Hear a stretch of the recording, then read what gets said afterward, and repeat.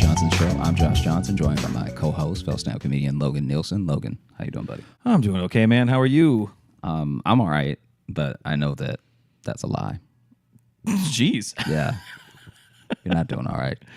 Oh, I thought you said I'm doing all right, but that's a lie. No. I'm not. You're not. Doing I'm not all doing. right. But do you want me to rant about it again? I can get into it again. The subject of this week's episode, because I based off of this being our second attempt at recording, I got to thinking last night, and I sort of threw away my idea for yesterday's episode. Okay. And I switched over to a new idea that I feel like is more pertinent, more topical. Okay. It's of the people. It's what they want. It's what they want to hear about. It is terrible Airbnbs.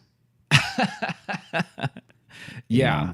Because full disclosure, so I'm still in New York, as per last episode. He is indeed. Still here. This is week 2. I'm going on of a 3-week stint. So I will probably leave here cured of my desire to live here. But we tried recording last night. You came over, but you forgot cords for the soundboard. So I forgot some cables. Forgot some cables that are necessary because without them, this doesn't turn on or record. Good. We just had an ice cream truck, and now there's just a car alarm going. So this There's sounds in the city, man. I have a pretty irresponsible neighbor. Is it the same one every day that goes off? It's not every day, but it's like too much. Yeah, it's to the point now where like it doesn't actually alert anyone. Like sometimes when you hear a car alarm, you're like, "Is that a carjacking? Right? Is that what's happening right now?" And then you hear it, and it just becomes like, "Nah, that's just Tony's car, just sort of doing his thing." But yeah, I'm in this Airbnb, and the last honestly, most Airbnbs I've stayed in have been all right. I've rarely had like a bad experience. I've had some where you're like, but it gets the job done. That car is going. Yeah. So sorry. I mean, they might not even be able to hear it. I have no idea. They might not be able to hear it, but in case you can, it does take. I've started calling him Tony because it seems like a Tony problem to have. So this isn't the first time you've called it Tony at all. No. But it's just funny to me because there will be some times where it's going for like a while to where I'm like, I think the battery's gonna die. Yeah. See, I don't know. I can try to boost it. I don't know if that's. Yeah, I mean, maybe they're not it. picking it up at all. But it's try to talk while that's going. Yeah. No, but yeah, I'm in this. I moved to, so me and Jess were together last week. She was in town. Great week, by the way. Maybe we'll get to that later. And then I moved to a different Airbnb because she went back to Iowa, and I'm here. And honestly, when I first got there, it was fine. Like, I didn't love that. Like, they clearly did some like editing on the photos to make it look like it got way more light than it really did, because it is a dungeon. It is. Yeah. There is no. When I came to visit you. Yeah. What were your thoughts when you came by? I was like, oh man, I didn't know that you were allowed to like put out an Airbnb, like just offer up an Airbnb and smoke crack. Like it just felt like it felt like the type of place where you go visit your friend who's going through something, and then you realize your friend's not having a good time. Like it seems like the apartment from a drama where it's like, what are you doing, Benny? Yeah, get it together. All right, you're better than this. And then it's just like, because the lights don't make any sense. So what is the problem with the lights in Logan's Airbnb is that clearly this place that he's staying in is like a garden apartment, but clearly it was an afterthought. It's just their basement. Because there are stairs that go right up. So it is just their basement. The lights don't make any sense in that the positioning of the light doesn't light enough things. No. So there could be lights evenly dispersed throughout the room that, when all turned on, light up the room. Mm-hmm. But to my knowledge, from you showing me, I don't know if you turned everything on at once, but when things were on, they would light up a corner real hot. Like that's the crack corner where you want to make sure you can see yourself. Well, yeah, because clearly, so like, yeah, there's 2 switches and one lights up 2 pretty dim lights on the walls, and those were clearly added later. And maybe they added those, and they're like, fuck, we need another one. Like, I don't know. Yeah. But it's like the way they did the pictures too. Not only did it look super bright, so they probably used a flash. They also clearly did some color correction, because it looks like bright daylight, and it is not. It is dingy. In yellow, real life, grim lighting. It looks like where Rocky lives between movies. Like like in Rocky 2, he'll be like, I did it. Yeah. And then he goes back to this like real dungeon of an apartment. And his eyes are so swollen, it doesn't matter. It's got bad lighting, you know? Yeah, he's not looking at anything. And then Rocky 3 comes around and they're like, hey, Apollo wants a rematch, or whoever's in. Mr. T wants to fight you. Yeah. He's like, I'll do it. And then he he leaves the apartment for the whole movie, and then he comes back, and then there's that movie where they're like, Rocky, you're broke. And he's like, oh, well, come see my house. It doesn't even matter. And then that's an interesting one too, because between Rocky 4 and 5, because I believe that movie takes place a couple days after Rocky 4, and by the time he gets back, for some reason, he's totally broke, and his son is 8 years older, and it's never really explained. Do you ever get so poor that your kid grows up? Your kid grows up really fast. It almost seems like a metaphor, like because when you are poor, you do have to grow up a bit faster because you have to live a bit more life. But it's also you have like to no help. one's going to help him out. He just brought peace to Russia, and by punching a Russian, that's unprecedented. Yeah, that's everything that Kennedy was trying to do. Like he did the whole Cold War in like 10 rounds. But then, so one is just dingy, and I think it has like put me in a weird headspace too. I've been in like a weird mood today. It has. As soon as I saw you, yeah, I was like, no, because I even told Jess today, I'm like, it kind of took me back to when like I was living alone in a basement unit, and like I was happier then. Like that was okay, but it was just like, I've just been kind of like stressed all day, and one of the other reasons I was stressed all day is because they have a child up there who we don't know if that's a kid or a dog. No, because there's both. I've heard both because they also have a dog that got added to the mix today. You sure that's not just that kid barking? I mean, if it's a dog, then that dog sometimes speaks in full sentences. So I don't know. Then it's a miracle of science and nature, and I would like to meet this talking dog. But wouldn't that turn your whole week around? I would forgive it of everything. I would forgive it of everything. If they're like, oh, sorry, it's our dog. He's energetic and he speaks fluent English. Like, that would be a whole different. You know how thing. Puppies are. Yeah, they are always talking in words. Uh-huh. No, but so they have a child up there who is one can run with the force of a grown man. Like he is pounding that floor. Because even Jess was like, maybe it's a baby. You know, babies run hard. I'm like, yeah, but I'm hearing him like speak full sentences, so it's like it's not like a baby. This is what I think might be happening. Yeah. Which, in case you even at home, you the listener, the viewer may not know, the walls in New York are notoriously paper thin in lots of places. Yeah. And the downstairs neighbors here are getting a free live show, right? Yeah, like our ceilings in New York are also made out of our walls. Which is why last night when you were there and we were talking and was hearing the running, because this kid is just doing full wind sprints, front of the house, back of the house for 5-6 hours straight, like nonstop. It would actually be kind of funny if that kid grows up to be an athlete. That'd be something. Like if that's the next Usain Bolt, and we're complaining about having to listen to him train. In the documentary, his mom's just like, listen, he got us a lot of bad Airbnb reviews, but he is a champion. Yeah. No, but he was running so hard. Remember, I was sitting on the futon, because it's just futon. It's got that Airbnb furniture where it's like they found the thinnest IKEA shit they could get. I don't fault them for that. That's every Airbnb, so whatever. But I was sitting there talking to you, and then I felt something hit my hand, and I looked down, and I swore I saw like a piece of white bounce off, and I was like, was that ceiling that just fell on me? And you were like, that was absolutely ceiling. Yeah. This thing has happened to a friend of mine before. They stayed in a really bad Airbnb in Chicago. Now, Chicago, I feel like, has great Airbnb. I have not stayed in a bad one while I've been in Chicago because they're just mostly Chicago apartments. And a lot of Chicago apartments are like really, really big. Oh, I have stayed in one Chicago Airbnb, and that was also clearly someone's basement that afterthought got turned into an apartment, and it was all right. There was at a point, because there's like a doorway that leads upstairs, like straight up their front stairs, so it is like their basement. Yeah. And there was a point at night where we thought they were having like a fight. It sounded like we heard like a woman crying. We heard a lot of yelling, and we were like, oh no. And like they seemed nice when we met them. We're like, wow, this seems intense.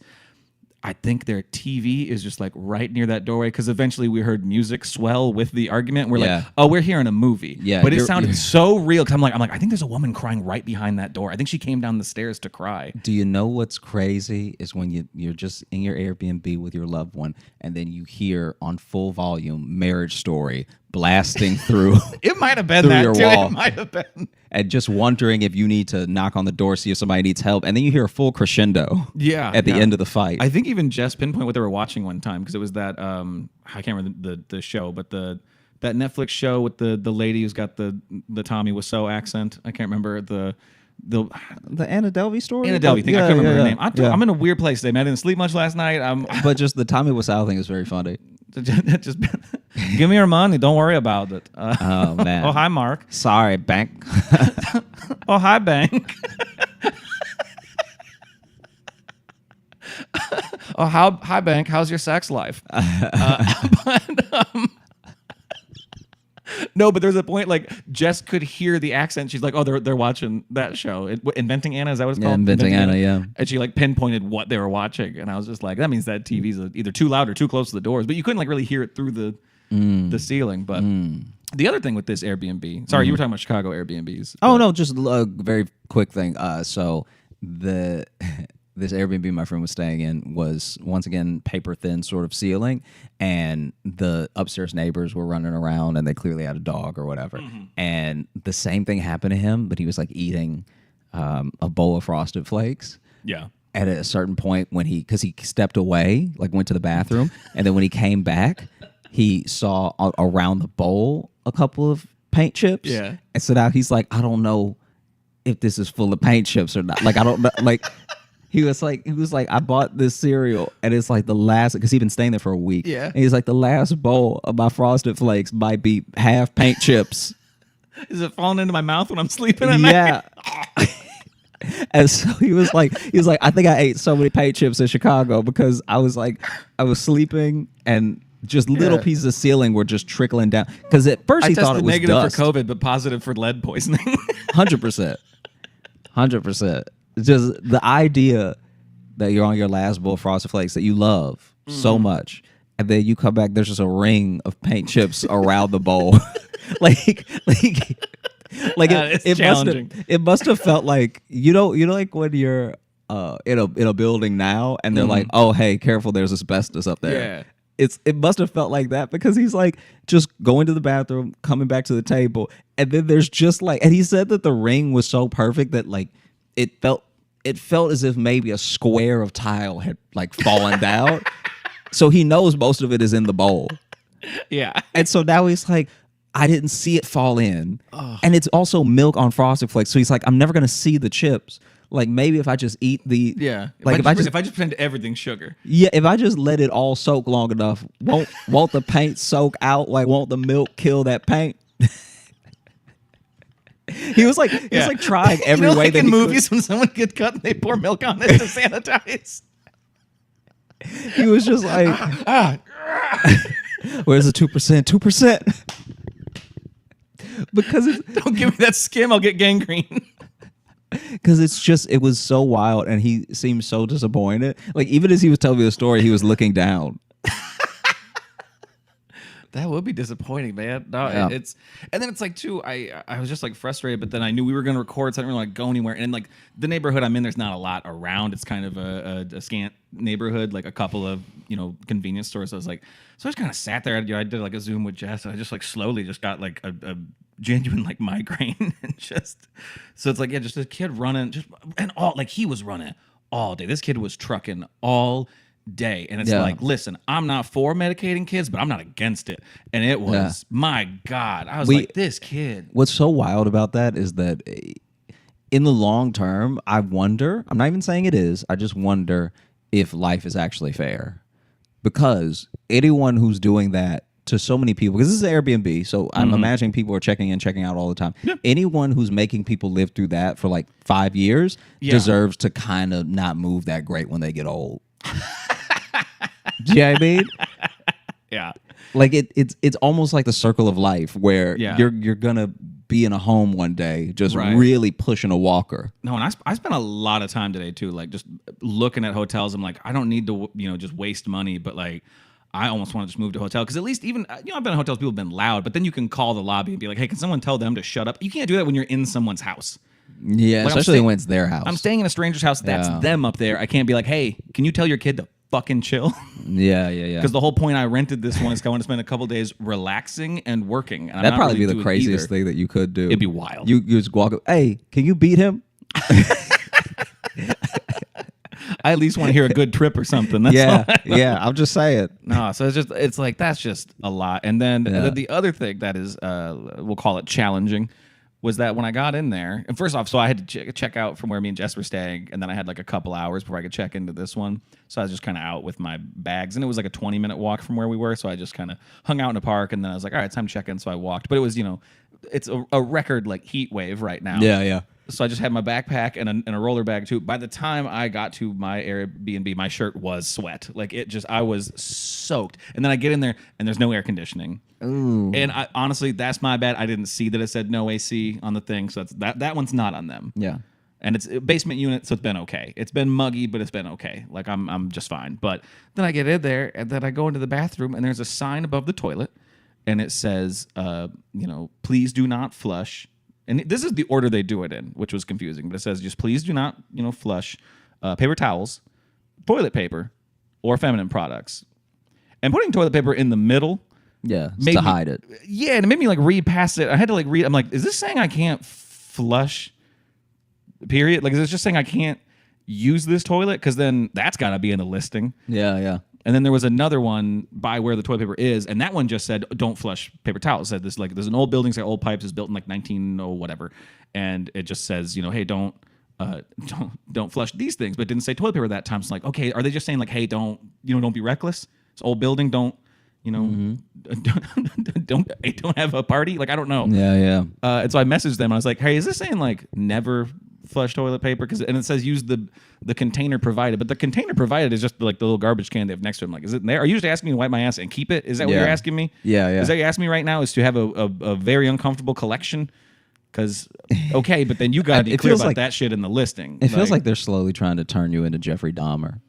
They're like, hey, you don't use a toilet, and if somebody knocks on the door, you should eat them. Yeah, just you can have friends over if they're not like breathing. Yeah, and like it's probably great to like wear someone else's head. So like just think about that. Think about those. Yeah, things. just do that stuff and then do that stuff and it's fine. And so I messaged them. I was like, "Does this mean never?" And their wording was like, they're like, "Yeah, it's really close to where like the sewage outlet is. So like it may it doesn't always get to dissolve the toilet paper. So sometimes it creates clogs." They said so they said just be careful. And I was like, what?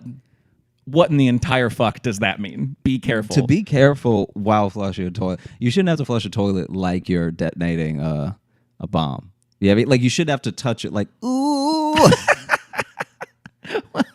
You shouldn't have to like push it a little bit and then be like, was that too much? I mean, yeah, like I won't go nuts with it. It's like, and like, listen, I know there are places that do that. It depends on the pipe system. It depends on the placement, blah, blah. But you got to warn a guy. That's got to be in the listing. That has to be in the listing. It gives you no confidence. In anything in the place. The water is clean. It gives me no confidence the ceiling might not just fall. Like, I don't know, especially with that kid running. I mean, it did fall. A little piece of it fell. That's, honestly true. I also think that when you are getting an Airbnb, you obviously want the pictures to be accurate. My favorite Airbnb that a friend even stayed in, my buddy stayed in this thing, and he was telling me about it. I felt so bad because I told him he could stay with me, but could have told me that. This is a different time in my life. I know, I'm kidding. I basically was in this situation where I was still living with Jeff and Amy. Okay. And Buddy came to stay, and then he was about to move into an apartment, but then in the interim, he was like, oh, let me move out a little early. Maybe I can get to the apartment early. And I was like, okay, if you're sure. And he Airbnb'd from this guy. I don't even know how. Airbnb will let you list things for like a suspicious amount of money. Mm-hmm. So they'll let them get very expensive. Obviously, there are people. Yeah. There are people. I didn't even know this. There are people, rich people, whose Malibu homes they will put on Airbnb for like actually an affordable rate if you all use the rooms. You'll see like houses in like picturesque parts of the country that are like $500 like for a night. I'm talking about a mansion, right? Where as long as you bring enough people to use every room that's in there, right, you'll be able to afford it. Right. Yeah. So $500 per person for 15 people.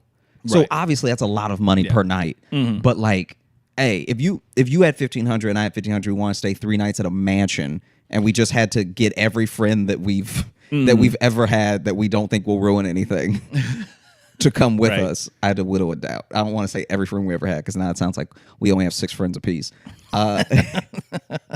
But basically, he stayed at this Airbnb, and when he got to he knew it was going to be small because the pictures were a little blurry. So he was like, okay, whatever I'm signing up for isn't good. Yeah. And it was also $20 a night. So he's also like, That's- this is crazy. And this is also early days of Airbnb too. Oh, okay. So a lot of people don't know. I maybe people knew about Airbnb, but a lot of people weren't using it as regularly. Like now we actually compare Airbnbs to hotels. So we'll be like, let me see how much a hotel is. Let me see how much an Airbnb is. This is before we got to that stage as people. Right, yeah. So this is still when you had to kind of know what Airbnb was. What Airbnb was, how to spot like what's deal a what's a deal, or scam. what's a scam, what's real. And so the pictures were very blurry. Goes over there, and it's a tent for the $20 a night in the backyard. No. Yeah. No. Yeah. Is a tent in the backyard, and the guy doing the $20 tent in the backyard. There's 2 other tents. So you're not even in a tent alone in the backyard. There are other tent people there. And nowhere on the listing it said it was a tent at all. Didn't seem like it. Fucking And so then wild. So then he's in his tent, and he's like, it's actually not that bad. Like, it's obviously bad, but he's like, hey, I'm new to New York. I'm like, he's also very young at the time. Was it like in the city too? No, I think it was in Brooklyn. But I mean, like in New York proper though. Yeah, like yeah, you're yeah. in Brooklyn in a tent in someone's yard. Yeah. I mean, the craziest part of this story is that someone has a backyard. I think you're getting caught up on little details. I mean, You're getting caught up on tents and like. Anyway. I mean, I don't know. So basically, Yeah, fuck me for getting caught up on the tent. Yeah, it's so ridiculous. Yeah.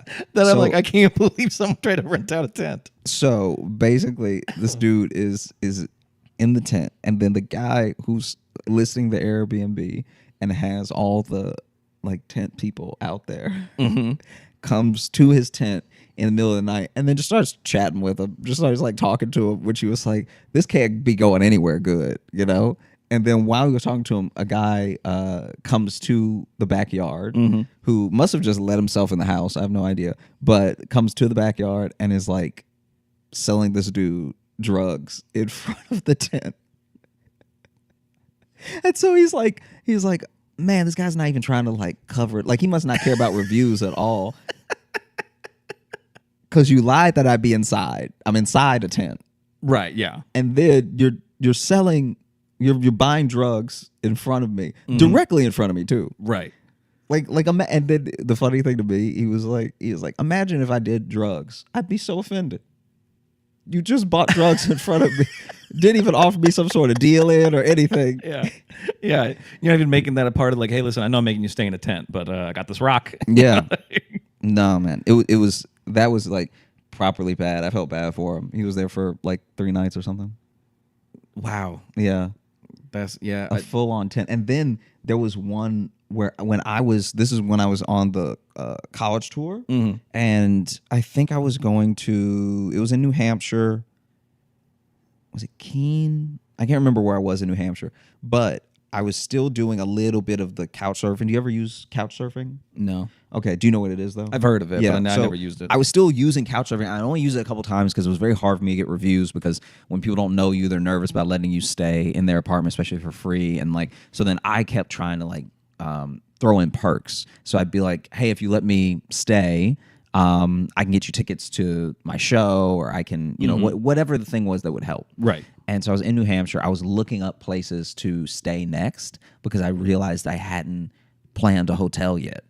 Oh, okay. And I also was this is like earlier in the tour, so I don't have the money to really like, I'll just stay at whatever's close when I get there. Right. Like, yeah. this is still a point in my life where I had to like meticulously plan ahead, and I had let this extra day slip through the cracks. Oh, okay. Yeah. So I had to like, okay, I'm going to take a bus here to here, and I'm going to like all that routing stuff, which I was also scared to do. Like, I ended up paying more because I kept putting it off because I was so scared to do it and get it wrong. Yeah. Anyway, I let a date in New Hampshire slip through the cracks. So I'm already in New Hampshire, and I take a Greyhound in the morning for like an hour and a half to get to this next place. Yeah.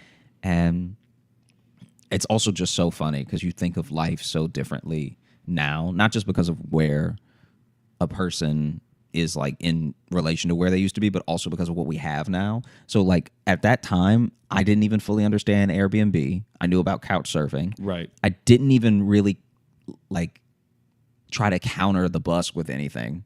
So I was just like, buses are cheap. Just hopped on the bus. So I'm taking this bus, and as I'm like looking up couch surfing things, I'm like, man, no one's responded to me in time. So I'm gonna have to like maybe get this Airbnb thing people have been talking about. Right. And so that might have been the first time I actually put my credit card on Airbnb. Oh, okay. So I think I'd looked up Airbnb before, but this is the first time I've like, okay, I'm gonna have to do it because I can't afford a hotel day of. Right. You know Yeah. what I mean? I'm not just gonna sleep in the bus station or something. Right. And so I start looking up some Airbnbs in the area, and that's how I knew I was in a bad area. Like it was these were horrible in the picture. Yeah, if they're they bad were- in the picture, They were so bad in the picture that I was like, this is. There was one place that I looked at, I was like, this is drugs. Only Yeah. drugs could yellow a wall like that. yeah. Like it was like it got to the point where I was like, for you to put it on here, it had to at least used to have been good. Right. Either there was no filter on the phone that could fix this color, Yeah. or you don't know how to do that, and therefore you can't be a trustworthy management. Yeah, there was a place where and these are the pictures they're showing you. So they could elect to like try to hide something till you get there. So the pictures they're showing look like someone's been putting out cigarettes just anywhere. Right. Like anywhere. And these places are like $45 a night, $50 a night, whatever. And so I'm looking at the prices and I'm like, man, I can't do it though. Like I was like in my head, I was like, I can't do it. Yeah. Then someone happened to respond that day from couch surfing. I ended up getting to crash on someone's couch, but that saved me from what we're definitely going to be like. No, there was one that was just a dorm, and in the listing of the thing, it was like, "This is my dorm." Like it was like someone was openly trying to get everyone to keep their secret. They were like, "This is my dorm. Just don't like blow my cover." Essentially, Right. is what they were Well, saying. especially in those early days, there was a lot of like, because people were just doing it in like apartments where they didn't own the apartment, they were just staying in it. Yeah. Going on there, like I think now it's more rigorous how you get, I think approved or whatever. Because I remember apartment I had, people were just like, "Why don't you just Airbnb that room?" I don't own it. The owner's family lives downstairs. Like that just sounds like I'm going to absolutely get caught. And the lease says no Airbnb. Like, yeah. It's And also like Airbnb, like I guess just put this out there, like it's not good for like neighborhoods and stuff. So it's like, But like but was- sometimes I gotta save money. It was so rampant. It was so rampant that every place in every state started putting whether or not you could Airbnb your place. It's rare that you get something that's that bad that it makes everyone collect, because no law got passed to make people say you have to tell people whether or not you own the Airbnb. Everyone just started being like, this is chaos. Yes. So I'm personally just gonna say don't Airbnb it, and then that spread like crazy. Yeah. Because it's because now it's just inviting so much into your home, like or a building you own. Yeah. Yeah, I don't know. And I see that there are better deals. Like there are cheaper ones I could get to that are like it's just a room in someone's place, and I don't fuck with that. So like I never would have done the couch surfing one anyway. I just like my own space too much. And The couch surfing one is so interesting because it's such a community, and I really appreciate everyone that let me stay with them. I only used it maybe 4 or 5 times in between hotels and Airbnbs and stuff, because then sometimes, like as you know, the college will also sometimes have a hotel for you. Yeah. So then that also helped me because I was like, okay, if I couch surf for the 2 days before I already have a hotel, then I'm like only making money this entire time. Right. I only have to worry about my food and the transportation, which I'd already planned before I left New York. So I was like in a good spot. And yeah, luckily I didn't really have anybody that was weird on couch surfing. Like everyone was pretty much like, I would even ask them, I was like, why do you do this? And then they were like, well, one time I was like stranded in Finland, and just a stranger saw me sitting at the bus stop and then let me stay at their place. And ever since then I've been trying to like pass it forward or whatever. And I was like, wow. It was honestly the most altruistic reasons I've ever heard for people doing that. And I have a feeling you're more likely to be the recipient of crazy, if weirdness, if you're the renter rather than the rentee. You know what I mean? Yeah. Because most people who are doing that are probably like, either someone just wants the extra money. They're clearly chill enough to just have someone in their house. But couch surfing, you don't have to pay.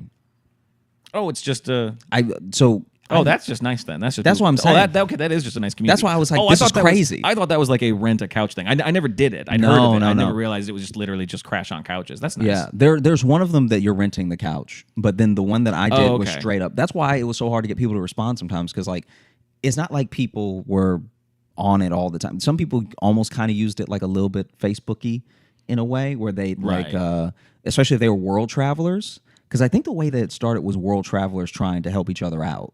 Like, I live in the Netherlands. Right. So anyone in our community that comes to the Netherlands can stay with me as long as too many of you don't come at the same time. Yeah. So then to jump into that is very hard, because you have to get a lot of reviews for people to trust you. Yeah. Especially because it's free. Yes. Okay. And that does add a whole new element to it. That makes it nicer, but then probably does make it, you gotta be a little That's why I was like, cagier. Yeah, I was a little scared. Like, I remember the first time I fell asleep at one, I was like, this is it. I should have just spent that $80 and like, now I'm about to be murdered. Yeah. I don't know. And you know my everyone does my general dislike of strangers and getting to know people. So crashing on just people's couches. I don't know. There'd be too much pressure to be like, how much do I have to talk to you? How much do I have to like? I remember, because I'm not rude. I'm not a rude person, but I like my quiet too. I like to just what's the James Franco movie? This one will really bother you. This whole thing. I've talked about this for way too long already. But this story is going to make you very upset. One second. Okay. 1 second. The James Franco movie. Not actually. I don't think you'll actually be angry, but this is. Give me 1 second. I'm too exhausted to be truly angry about anything right now. Okay, so you know the James Franco and Jonah Hill movie True Story? I've heard of it. Okay. I watched that movie with someone I was couch surfing with, and it was just this very sweet, like incredibly sweet out of a movie, little tiny old woman that that had done like couch surf. She had got on the couch surfing thing. Yeah. And like, yeah, someone's got a big dick. All right. I'm not saying that this is the reason, but this is what it felt like. So I'm not saying she's not a sad person. She was very happy. But it did seem like she would do Airbnb and couch surfing, which is why her couch surfing is even nicer, because she can make money off of renting the room and whatever. And sometimes she just chooses to like let somebody stay for free, if, and basically we hung out for like a whole day. It was like, see, that's the thing. This has Josh Johnson written all over it. This whole situation. This dude, I've talked before about how long he just will talk to just like people at the reception desk at hotels, and that's a good thing about you. I'm just saying this is a very much a Josh Johnson adventure app. We hung out all day because I got in right, and so I get in and man, okay, so just from off the rip, I think that's the fridge. Oh, is that the fridge? I'm like, that's just a new one. I was like, that's come from that way. So just off top, I get in and I message her if I can come by a little bit earlier, because I was like, hey, I wanted to just make sure I take a quick nap before my show and everything. And I know I'm getting in early in the day, so when's a good time to check in and stuff. Yeah. And then she was like, oh, you can come by whenever. I'm just hanging out. And I was like, oh, okay, cool. I get to the apartment and she lets me in, and her daughter is leaving. So her and her daughter had been having lunch, I guess, and her daughter's leaving. And then I sit down and she's like, we have some leftover sandwiches if you want anything. Can I feed you? I was like, oh no, I'm good. It was like hang out with my grandma. And then she just kept trying to feed me. And then we were sitting there. We were sitting there and she started just telling me stories about her family.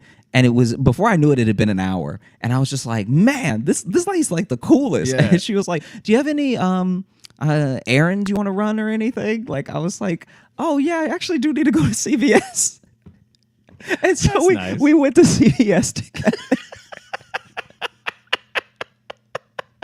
We went to CVS together, and we so we go to CVS, and I do not know how you haven't been kidnapped. Like, I don't know how someone truly hasn't taken you hostage. But wonder into these scenarios a lot. But she's so little. It was hilarious too, because she had a little. It wasn't a donut, but I guess she had an injury, and so she had a little cushion on the driver's seat, but then the cushion also seemed like it was helping her see over the steering wheel.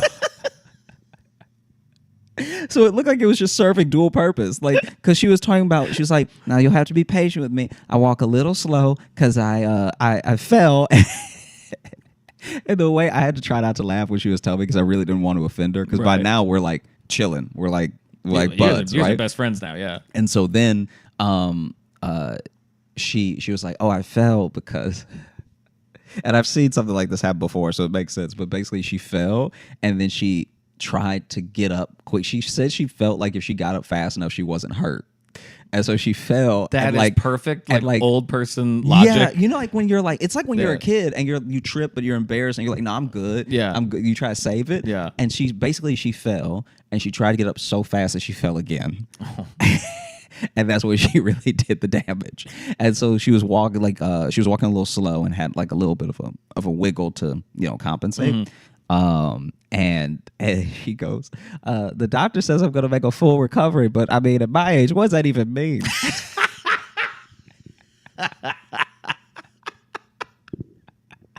Yeah, she sounds badass. Yeah, she was like, if you do your best, you'll still have a 70-year-old hip.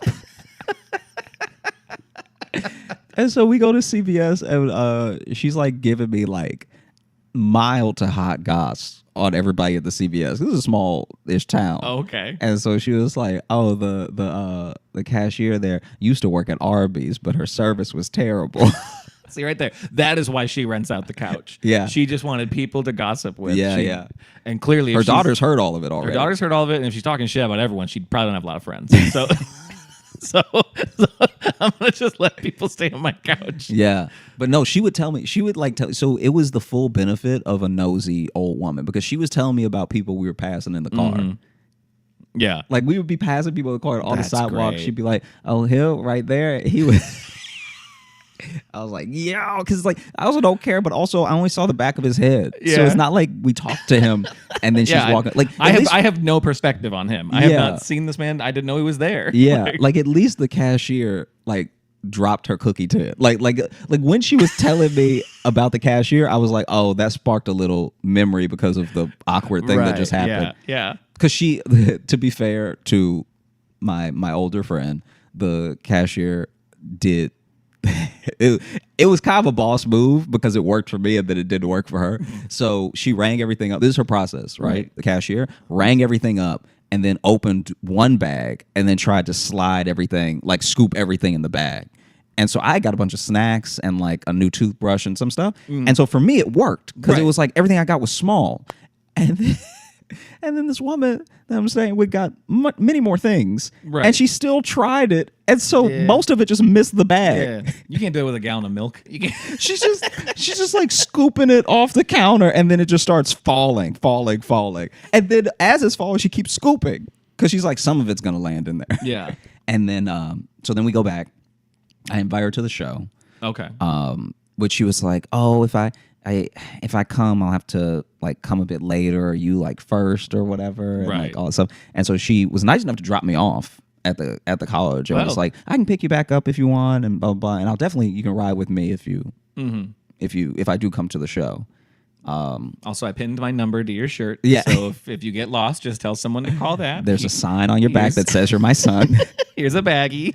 And so got then a sandwich in there for you. I do the show. And I can't remember if she came or not, sadly, because that would be very sweet if she came. Anyway, but I take an Uber back because I just don't, hear from her or anything. And she must not have come because she opened the door when she. Anyway, but then we get back inside and she's watching, maybe it was HBO or Showtime, and she's like, a movie's about to come on, do you want to watch it? And we just watched True Story with James Franco and Jonah Hill, and she just kept gushing on James Franco the entire time. Like she would just turn to me and be like, I know he's a murderer in this one, but he's dreamy. Luckily he ended up being very cool in real life too. Yeah it's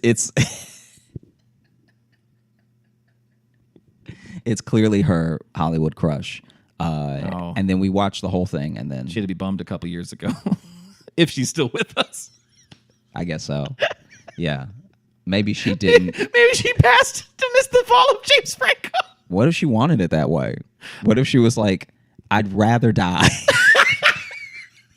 than hear a bad word said about James Franco. Lose my James Franco. Yeah. So yeah, we watched True Story, and I'll never That's not about. forget that. That was like very cool. She was like a great stay. Yeah, that's awesome. That's a good story. I like that a lot. So maybe I do need to just I don't know, involve myself in people's lives instead of under them. I guess so. I mean, it's also gone poorly. Like, Oh, for sure. like there have been times where I know. I listened to this show. I know your stories are a real 50-50. Of either something great happens or something inexplicable happens. Hi. So the next Airbnb that you're going to, has this given you pause? Are you nervous now? A little, because it's not that far away from the one I'm in now. And the pictures of it, it's a weird setup, but Yeah. it does have some amenities. Like, I mean, mainly it has air conditioning, so like that will make me happy. And windows, because it's not a basement unit. So I'll just probably be less just depressed. And this one does have windows in the bedroom, and it looks straight out to garbage. It just looks out straight into the back of the garbage cans. Not even the pile of garbage, but like just the cans are there in front of the windows. So it's not really a view. So I have one more Okay. Airbnb horror that I think Scare BnB? maybe we should just stop. That the was a episode good one. now. That was a good pun. I'm not even saying it wasn't good. I'm saying that maybe, we both had a long day. Right. You're saying nothing can top it. Nothing can top Scare BnB.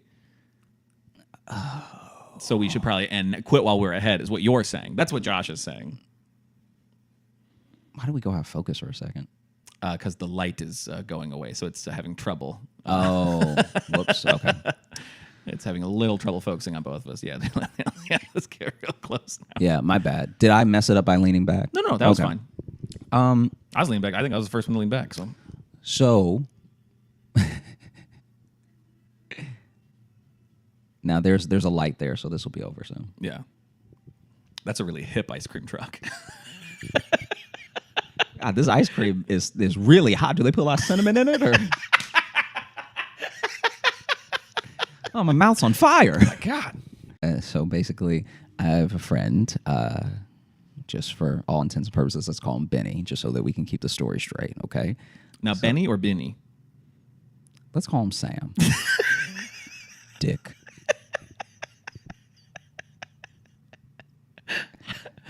So Sam was getting an Airbnb because he had to stay for a friend's wedding a couple extra days. Okay. And so it was basically him staying with his friends in a hotel for like 3 nights. Right. But then whenever they needed to stay a bit longer, he couldn't float it. So he was downgraded to an Airbnb that was cheaper than splitting the hotel that they were at. Because I guess they got a group deal for everyone that was in the wedding. But then the extra stay it wasn't covered by the wedding. Yeah.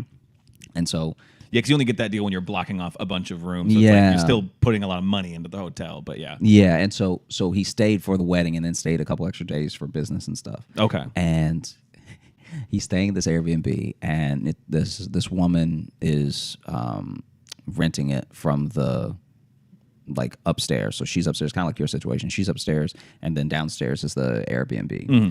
And while he's there, this guy knocks on the door. He comes to the door, and the guy is like, "Who the hell are you?" And Jesus. And Sam is like, I'm staying at the Airbnb. He's like, "Oh, really?"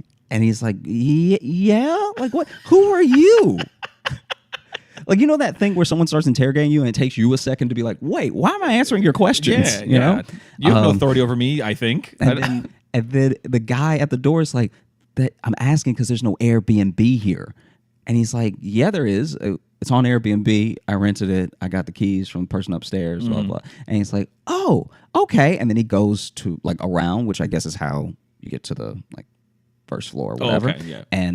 And then the person he rented from comes down, and then he walks back up to him with the woman that gave him the keys, like, who is this?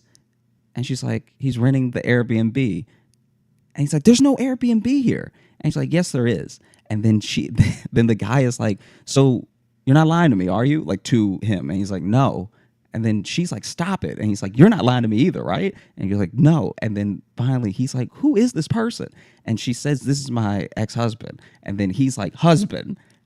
There's the whole story in that one assertion. Yeah. That is the entire story.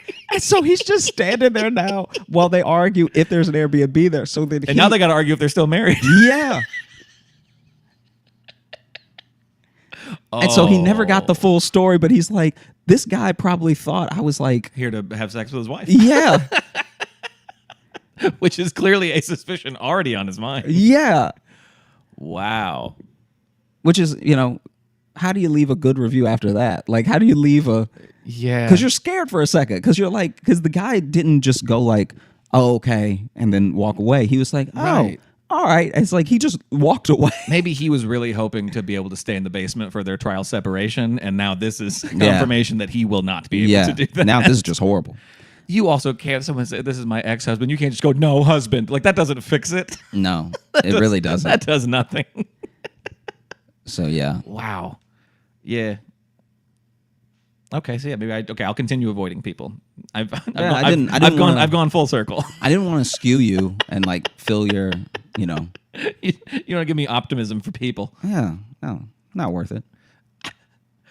Should we open up the mailbag quick? Let's do it. What do you want to go? We got some new ones, or should we do some of the ones that were for our 100th? Maybe we do one old, one new.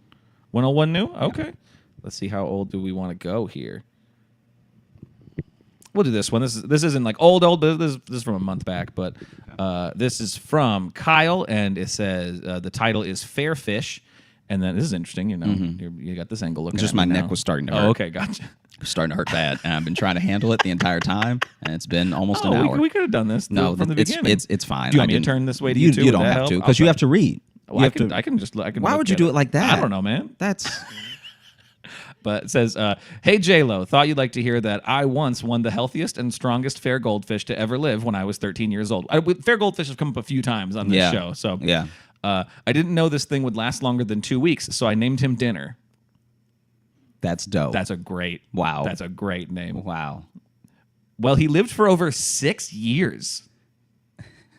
He survived the harrowing experiences of, and now there's a little bullet point list. 1, living in a tiny bowl for 2 years. We changed the water weekly by scooping him up in a ladle and keeping him in a soup bowl until the fresh water was conditioned. 2, overfeeding him. 3, my older brother feeding him crushed up Oreos. That's a dope life, though. This fish sounds like he's actually doing, like, that's why he kept fighting. He's like, I love these. This is dessert great. Fish food they give me. Yeah. The same older brother chasing him with a letter opener. So I'm assuming that means just putting it in the water and trying to... And just like spinning it around. That's what I'm guessing. Yeah. That's just stirring. Yeah. We got him an actual tank-like bowl with a lid to protect him from my psychopath brother. And then finally, a glow stick accidentally leaking into his water. What kind of... This is probably, like, in fish heaven, he partied the hardest. Like, Yeah, he's got seen those things stories. other goldfish have never seen. He finally died when I went to college and my dad was away for the week and my mom, quote, didn't know she was supposed to feed him. She apparently thought he was a plant and not a living water being. R.I.P. Dinner. Love y'all, Kyle. That goldfish might still be alive if it hadn't been for his mother's negligence. Yeah. This is the closest thing to a murder. You need to hold that over her forever. That's what you need to do. And let me look for, let's see, a new one here. Okay, this is real recent. So this is from, where's the name? I guess Don. And the title is Ayo, Heyo, Hello, J-Lo. So wow, fire. Points on that title. Fire. I was introduced to Josh's comedy via a random ad to my work playlist years ago of his earliest album, I Like You, and have been hooked into his hilarity ever since. Like many have already said before, Logan is the perfect component I think this is I'm the perfect component. Okay, so I'm the only thing working about this. Yeah, thing. I mean, maybe they mean opponent, but yeah. I thought companion, but opponent's probably good too. Logan is the perfect component in this podcast for Josh with his unhinged laughter, antagonizing, and overall love and concern for his totes bestie. Come on. Love you. It looks like there's more there. There's not. Let's just sit in this for a second. That's not necessary. I took my mom and brother to see Trevor Noah at the Foxwood Casino in Connecticut and completely forgot that you opened for him. When you were introduced, I lost my shit and couldn't stop shaking and yelling at my bro and mom in excitement, telling them how hyped I was to see you live and in person. Wish I could have hung out there long enough to have raced you on that indoor go-kart track. Oh, yeah. Was there an indoor track there? Did I not tell you about this? Was that what we talked about last I time? thought we talked about it, but... I guess I didn't know it was indoor. Yeah. But indoor. Okay, so from that recent episode. Yeah. There you go.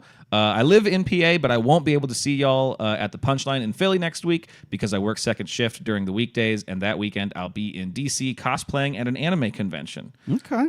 Quit your job. Do the anime convention. Quit your job. Come on out. Nothing but the best of luck to you both, and hope to meet y'all face-to-face one day, rating 69 nice weebs out of 5 weebs. Thank you so much, Don. P.S. question. Yeah.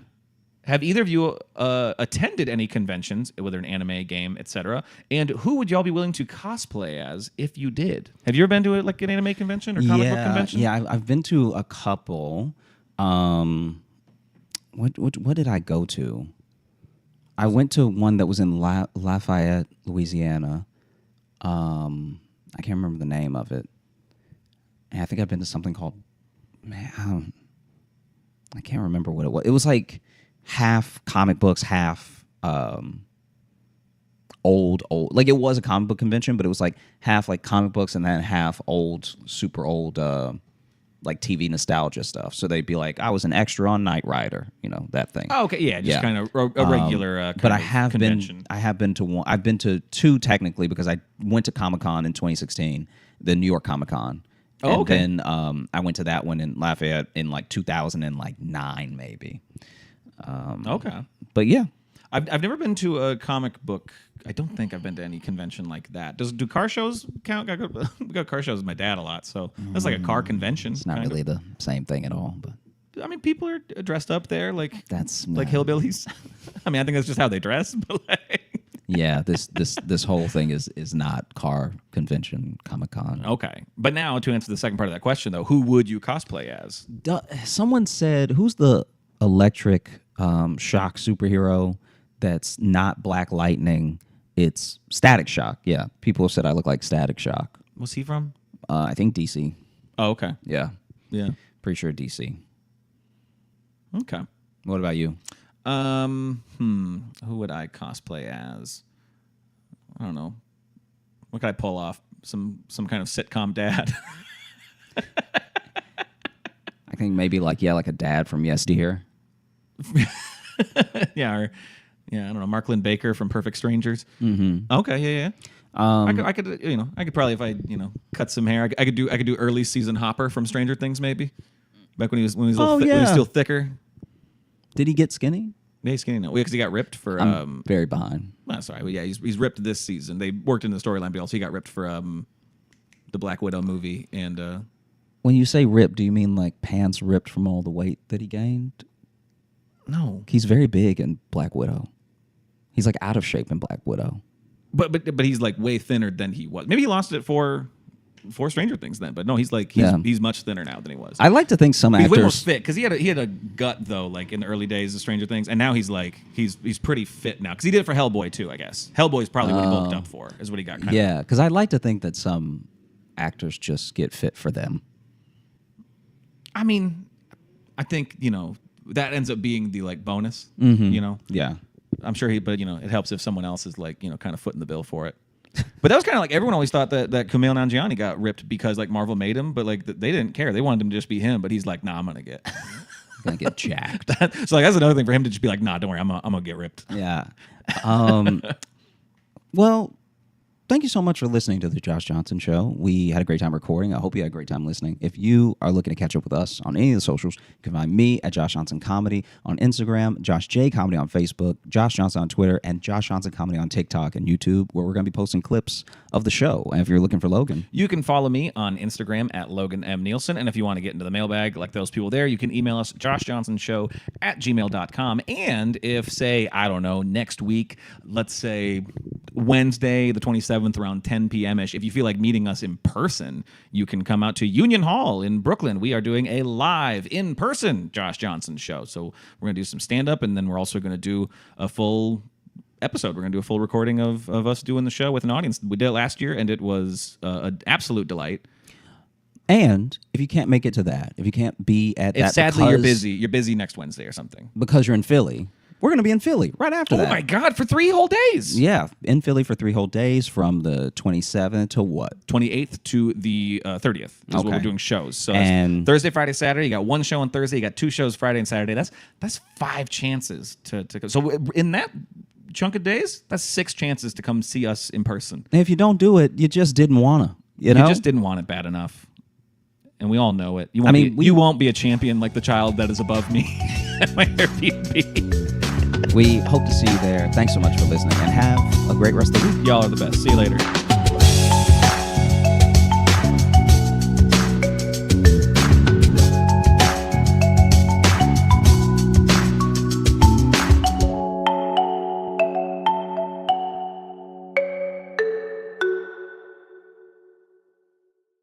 Make some noise for Josh Johnson!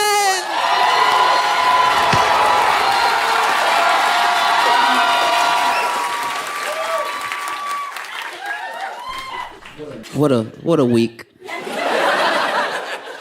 You know, like I don't want to jinx it, but I'm feeling pretty good. I think we got him. I think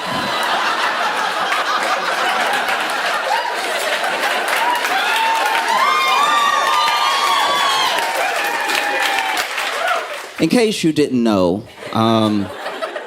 Diddy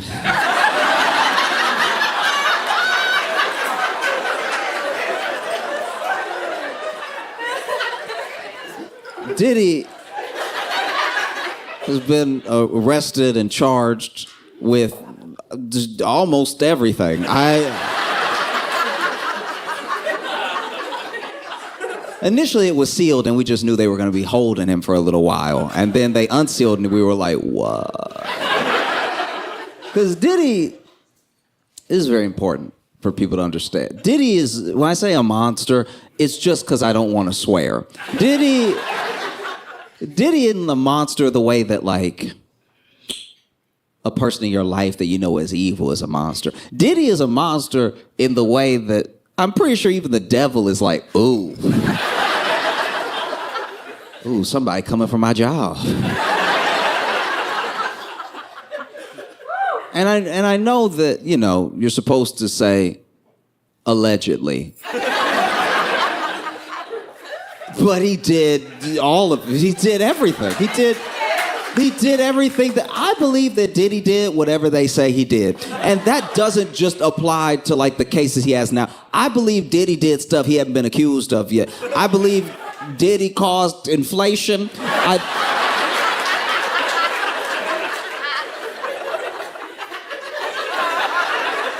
He's even, if I'm not mistaken, being charged with arson in connection with blowing up Kid Cudi's car.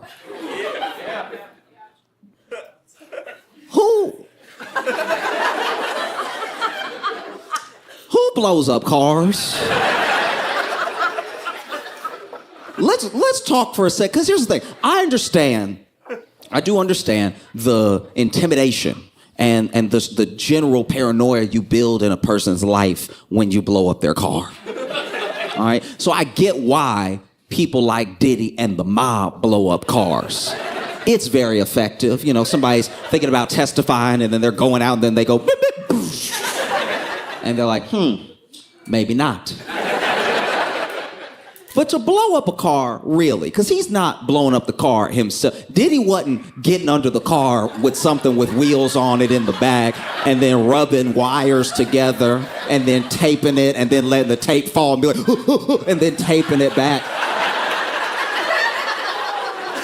He sent someone else to do that, you know? But they arrested him, and they arrested him. I gotta look at this again to make sure I'm right, but I'm pretty sure the warrant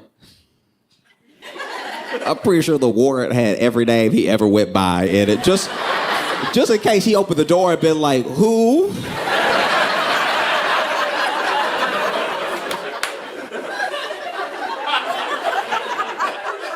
No, I don't know a Puff Daddy. No, there's not a Puff here either. Would you be looking for just a General Diddy? Because he's not in. I go by Brother Love.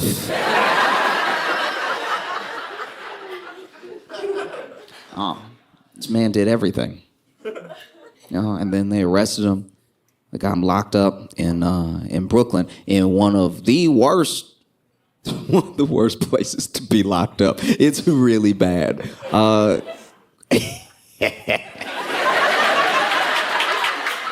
Here's how bad it is. It's so bad that prison alone has had several murders,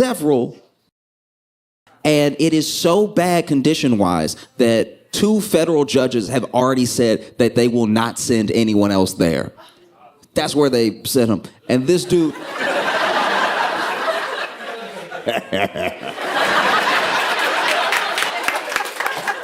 That's why they sent him. And this dude wanted to make sure he didn't go to jail so bad. So bad.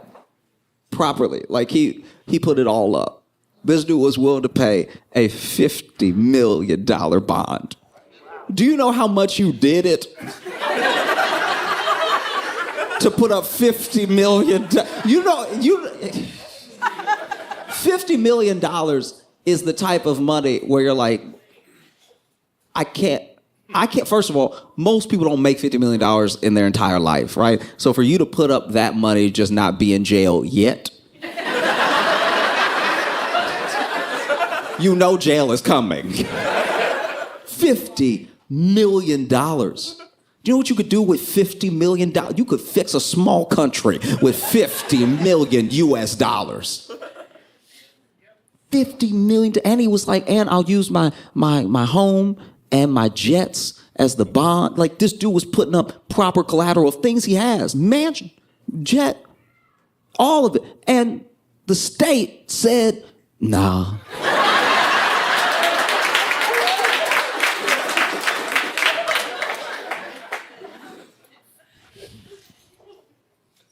Just to fully paint the picture, do you realize that the same country that said nah to that is the same country that has bail at heights that are actually unconstitutional for regular people, right? They will, if a judge doesn't like you, or if they feel like, okay, this person maybe didn't do it, but I know he doesn't have means, they will set an unreasonably high bail, which is against the Constitution, just to make sure you can't get out. But they didn't deny your bail. They just set bail at something you couldn't possibly pay, right? That same country got offered $50 million bond. And they were like, nah, because I know you. You know how bad they want you if they don't accept a $50 million bond? And so he's sitting in that jail, and his lawyers are trying to get him out. They went to that judge, and the judge was like, no, I heard what you do. You blow up cars for no reason. How am I supposed to believe? They're like, he's not a flight risk. It's like, no, he won't have to fly if he tampers with every witness we have. No. So the judge denied bail, and then they went to another judge, and they were like, look, $50 million, okay? Got the mansion, got the jets, all right? We also, how about this? I'll stay at home. All right, and I won't interact with any women that aren't the mothers of my children, right? Which is a crazy, what? I won't interact with any women except the women I already terrorize. What an insane. Also, we know You're a predator to dudes too. Like that you're not being slick, being like, I won't talk to any women.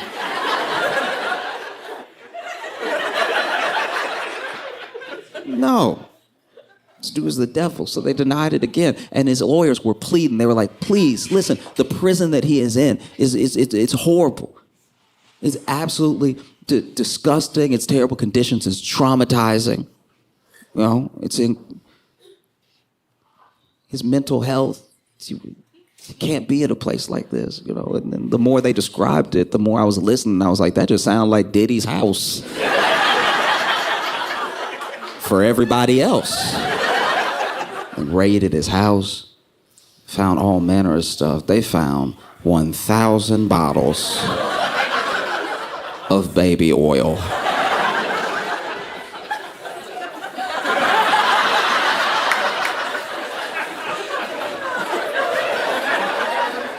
Let's be clear here. Diddy is a monster. Diddy is the devil, right? The 1,000 bottles alone was enough for me to lock him up forever. Are you drinking it? 1,000 bottles. 1,000. Wooka booga.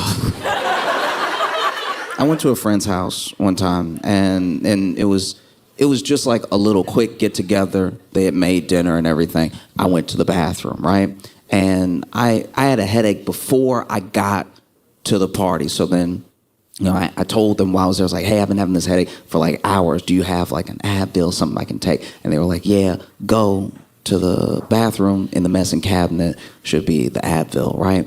And so then, you know, chatting, I finally go over to the bathroom. I open the medicine cabinet. The Advil is not there. And so I go to that lower part, you know, under the sink. I'm like, maybe the Advil will be under there. And under the sink, I saw 3 bottles of baby oil. And I was like, these are some freaks.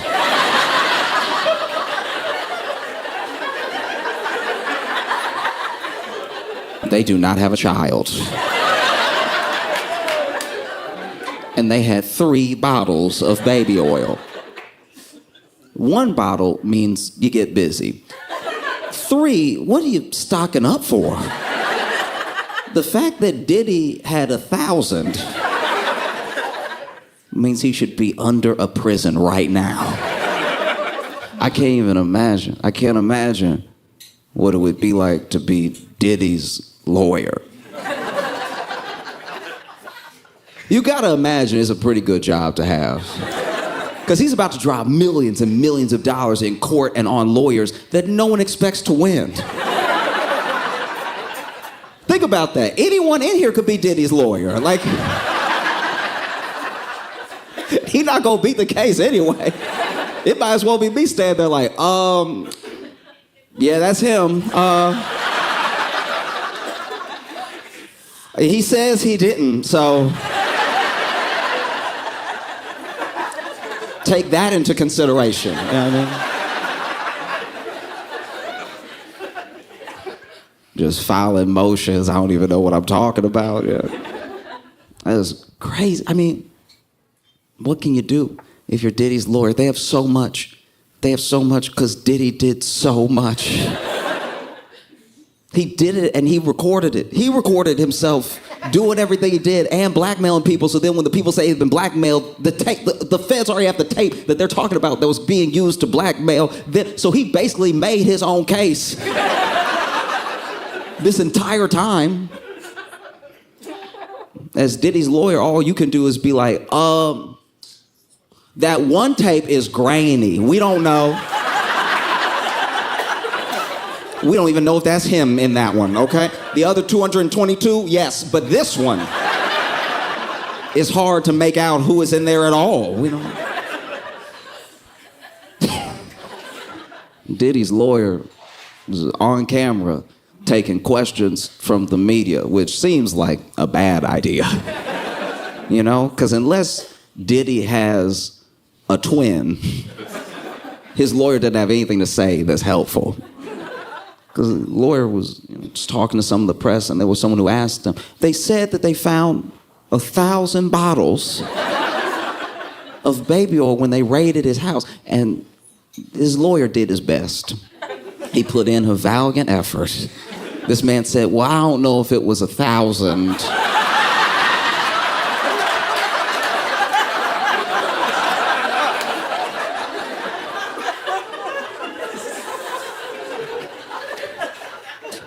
It was a lot.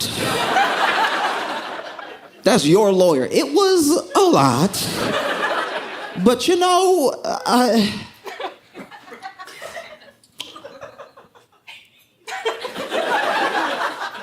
there's a Costco just down the street from his house. And as you know, Americans love to buy in bulk.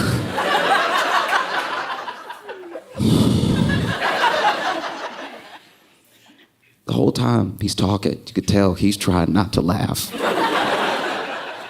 It's like, if he's buying the baby oil in bulk, why wasn't anything else in bulk?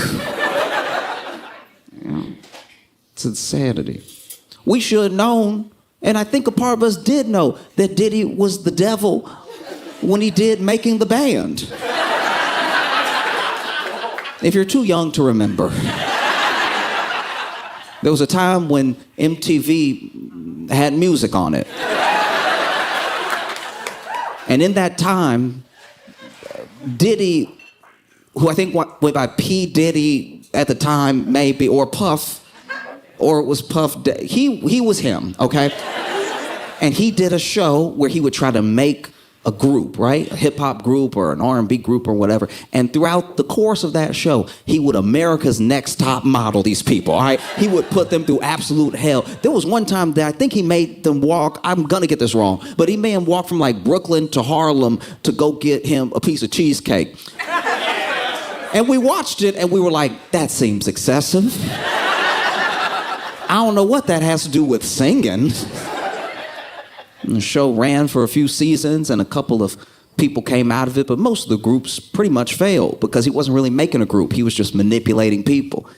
He was just being terrible, you know? I think we should have really known who Diddy was through and through a couple Halloweens ago. Because I don't know if you remember, but Diddy went as the Joker and he was an impeccable Joker. This dude had prosthetics on or something, and he looked more like the Joker than Heath Ledger did. This dude had the hair and everything flopping to the side and stuff, and he had the movements going. He had a purple suit, had the green hair and the red lips and the big scars and everything. It was truly terrifying. And everyone he ran into was like, oh, good costume. Chose Halloween to dress up as the Joker. Halloween, a day where we all put on a mask. We all pretend to be someone else, except that nigga. Like, that man was just wearing his true skin. This dude was walking around as a Joker like, I've never felt more free. Everybody terrified when they look at me. He rolled up on Tyler, the Creator, and Tyler, the Creator was just looking at him like,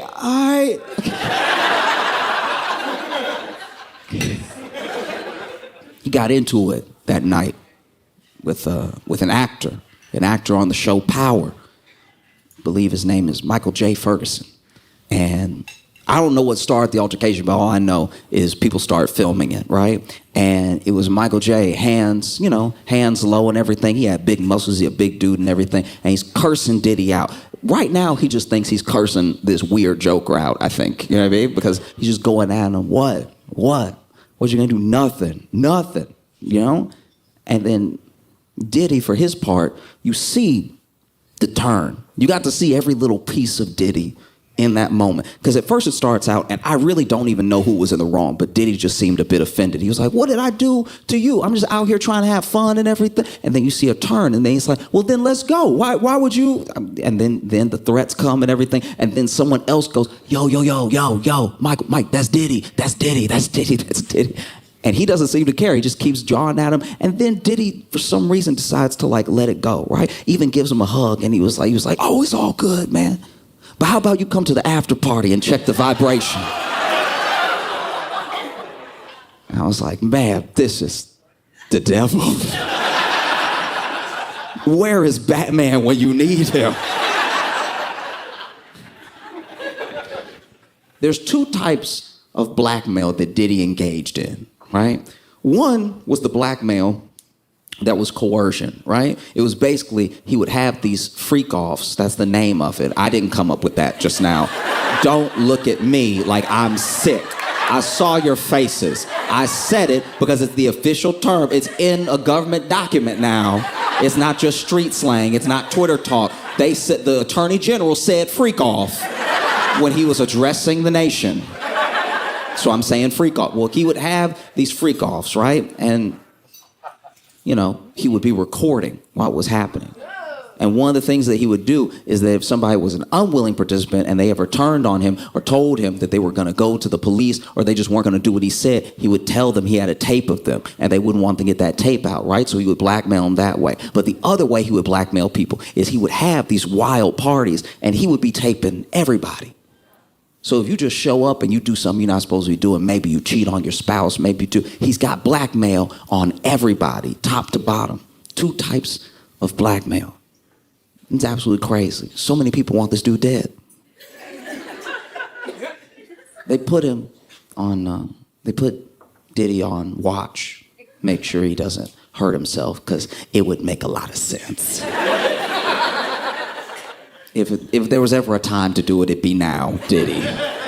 And so they put him on watch and everything, and that's gotta be wild to be like a powerful person, one of Diddy's friends, you know? Knowing you were at some of these freak-offs, knowing that he has dirt on you. He might tell on you, and you just sitting there at home just praying. You know, I don't know who wants him dead more, his victims or his friends. That dude is such a monster, and now every clip of him being weird ever has resurfaced. And it turns out he was being weird the whole time. This dude went on Conan and basically just started giving a blueprint for how to get people at your party to take their clothes off. This dude was on Conan O'Brien. Conan was sitting there being like, this sounds bad. And by the way, this is old, this isn't recent. This is like what looks like early Conan, so it's still a little grainy, even though I was watching it on Twitter, and he's over here, and he was skinnier, and he had his shades on inside at night and everything. All the stuff we used to let him get away with. And he was like, oh yeah, you know, you want to make sure that you don't have the air conditioning on, you know, and you got to really have a lot of alcohol for people and a little bit of water, but mostly alcohol. And Conan was like, oh.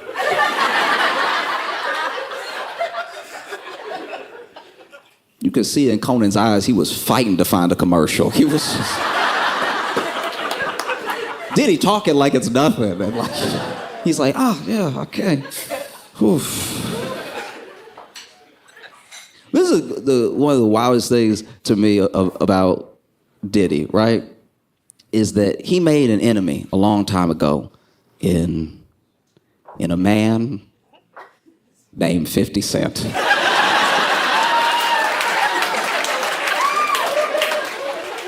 50 Cent hates Diddy so much. Okay. You ever been in a situation where, let's say there's somebody that you work with, right? And we're both just regular people, but y'all work together and you don't know what it is, but you hate them. And it's not even because they're bad at their job. They're not even being particularly annoying on purpose, but you can't stand. Every time they pass by, you want to grit your teeth.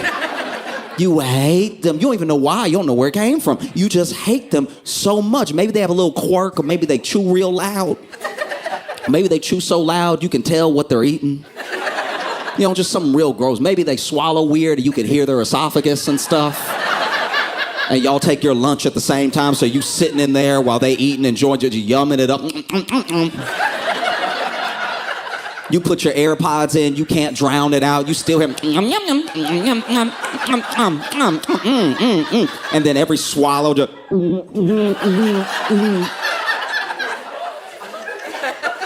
and you're like, that I hate. Ooh. And then things keep happening because y'all work together. Y'all work at the same job, so you have to interact with them. Maybe they're even in a different department, but you have to interact with them from time to time, and you hate it because they always bring up the weirdest conversations. They got a lot of feelings about tube socks. 6 sentences into a conversation, you're like, who is this dude? What? Y'all get each other for Secret Santa.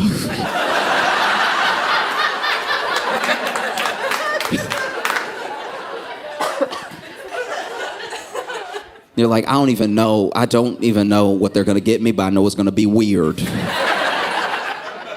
Can't stand them. And then one day you're at work and you're at your wit's end, because you hate them so much that you've actually been watching them. Waiting for them to do something fireable. You even buddy up to HR just so that whenever you bring your case to HR, they'll be like, hey, yeah, buddy, I got you. I've been worried about him too, Going to work, you can't stand this dude. You hate him so much. Sometimes you just look at the back of his head and you don't even know it's you doing it, but all of a sudden you standing behind him and your fist is right there.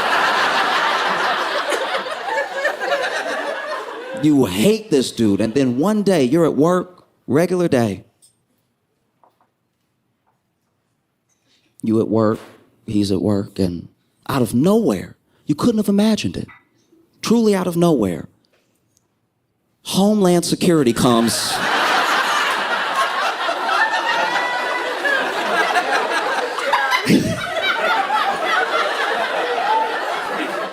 and arrests this dude in his big mink coat or whatever he's wearing.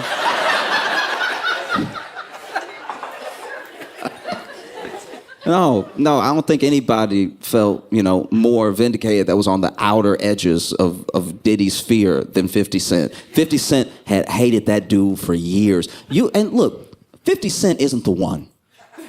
Don't mess with 50 Cent because not only is he funny, which is already dangerous, he's so funny that you can tell he a natural bully. You ever been bullied by somebody and then went and tell people what they did and the people you told were like, that is funny though. Like I know it's wrong, but that was pretty good. Like, because we're not talking even about bullying in the terms of violence. I'm talking about bullying in like waiting for you to get real excited about something and then tricking you right at. Okay, 50 Cent, early in his career, he couldn't stand a dude named Ja Rule. If you don't know who Ja Rule is, then 50 Cent did his job.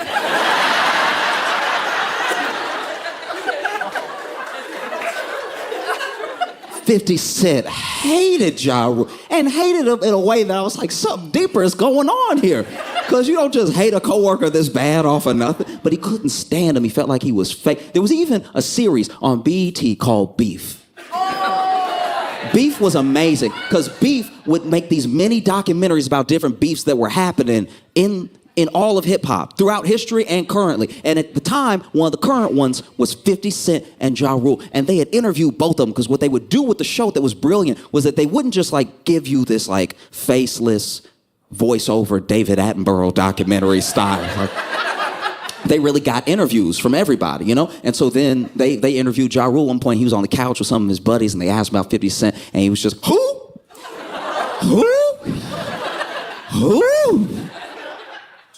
And they interviewed 50 Cent, and 50 Cent was ready. I don't know where 50 Cent was, but I think he made the smart decision to go ahead and be on a balcony or somewhere outside in case he got loud.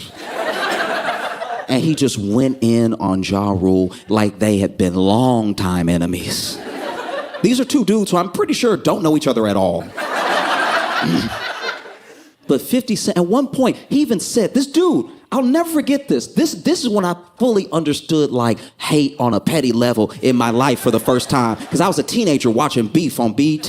And he was on the balcony, so the balcony railing's about here. And 50 Cent they did a perfect job with the editing, by the way. They keep cutting back and forth. So every time they give a detail about Ja Rule, 50 Cent said something treacherous, right? It was really great, because then Ja Rule would say something along the lines of like, I'm a star, I don't need to worry about up-and-comers hating on me, blah, blah, blah. And then it would cut to 50 Cent. 50 Cent would be like, yeah, go hang out with the pop stars and Christina Aguilera, whoever you want, if they'll accept you.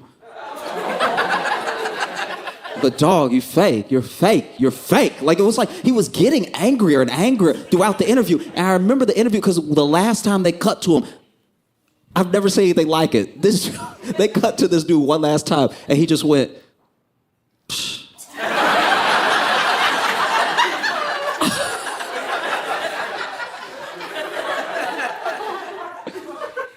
50 Cent hated Ja Rule. And then Ja Rule got into it with Eminem. And Eminem and Dr. Dre had, signed 50 Cent, and they were a huge part of his career, especially on the come up, and they collaborated a bunch, and they, were touring together. They would have toured together more if Eminem hadn't decided to stay home and be with family and stuff like that. They tight, right? Making incredible music together, classics. And Ja Rule went at 50 Cent, went at Eminem, because he didn't have a crystal ball. He couldn't see the future. And it went terribly for him. I mean, Eminem just ripped him apart in several songs with references. There were moments, Eminem is too funny, Eminem had a song with him. Haley's in the song, and she's like, is Ja Rule bigger than me? And Eminem said, no, sweetie, y'all are the same size.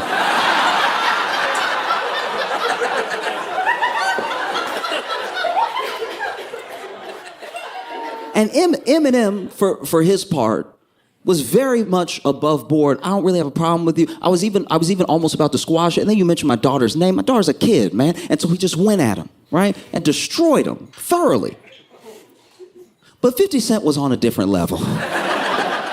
50 Cent was like, I don't think that this will ever be over. I don't care what you say. I don't care what you do. I don't care if you apologize to me. Never be over. I can't stand this dude. And Ja Rule goes to prison at one point. I don't remember what for. A part of me thinks 50 Cent had something to do with it, but there's no way for me to tell. But then, if I have my timing right, Ja Rule gets out of prison, and no matter when, I could be wrong about the timing here, but I know that the thing happened. Basically, Ja Rule has a concert, and it's gonna be like a big comeback, like get my career going type of concert, like a welcome home party, a revival of Ja Rule's career. And the tickets actually sell fast, which I was perplexed by. Because I was like, how? Not even as a hater, just like, I don't know, it's like if you found out everybody in the world was actually into air hockey, you'd be like, I had no idea. You always see the table there, but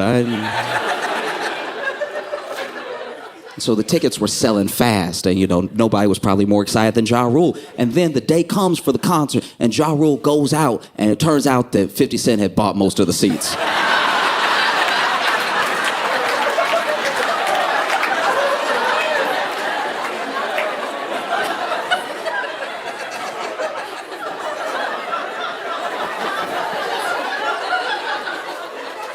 I do my best to put myself in other people's shoes. And I tried to imagine what it would be like if I came out here and y'all weren't here.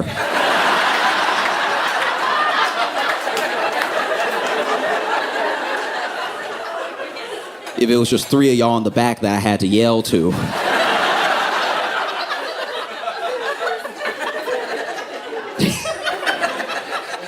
Imagine that, trying to still do the show. Yeah, it's crazy out here. But I said all that to say that 50 Cent and everything that happened is to show you that that's the dude that hated Diddy. Hated him so much, hated him to his core, couldn't stand him. For years he hated him. There was even a moment, okay, I'm sure you saw this, but in case you didn't, it's one of the things that really showed me that he hated him on like a petty level, a professional level, business level, all of it. I'm pretty sure it was Diddy that posted a picture of himself. I don't know where he was. Maybe it was New York, maybe it was not Miami or something, but he was on a bike and he was just riding his bike, and then 50 Cent commented, he's smiling because there's no seat on that bike.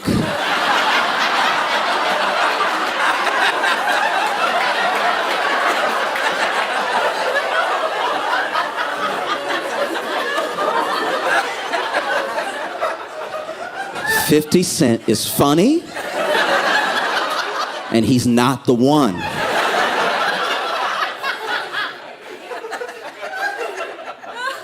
If 50 Cent came at me, I'd be like, should I just shoot myself in the leg or what? I don't want any problems. I'm very sorry for whatever I did. Please don't do this.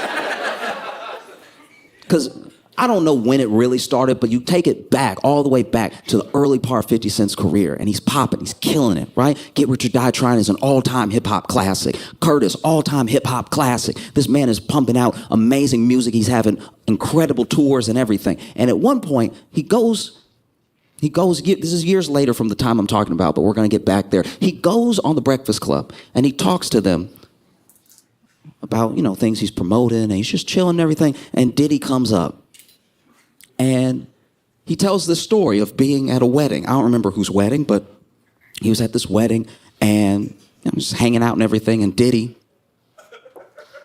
there, and Diddy's chatting him up, being like, man, I like you, you real cool dude and everything. Like, yeah, we should hang out. Let me take you shopping sometime. And then 50 Cent said, what?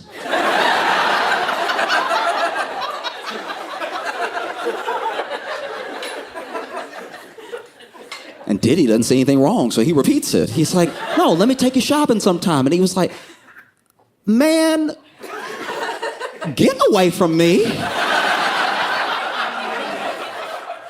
Because Diddy is so hated by 50 Cent that apparently a decade ago, 50 Cent just started gathering information on Diddy. As much as he could find. And he started working on a documentary series on how bad Diddy is. A documentary, he did interviews, he hates this man so much. I've heard of gossip. I've never heard of no, okay, we're gonna have the whole crew there by 3, all right? And we'll have a place for you to sit, we'll have some snacks and everything, we'll just chop it up, we'll just chat. Tell me everything that he did, that bastard, right? A documentary series that he's already potentially sold to Netflix. He hates this. I've never hated. So I'm not only do my best to not be a hateful person, I really try to let things go and not hate anybody. So I don't even know what it's like to hate someone. So I've never hated someone. So imagine hating someone so much you're willing to edit.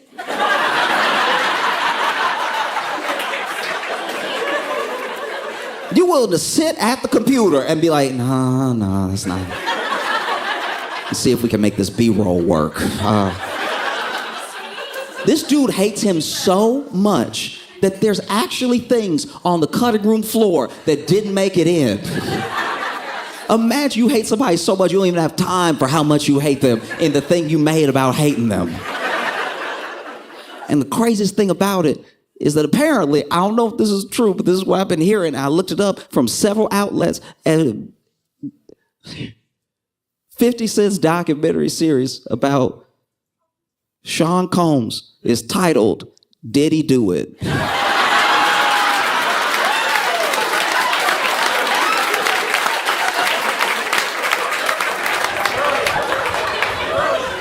This is the worst enemy to have.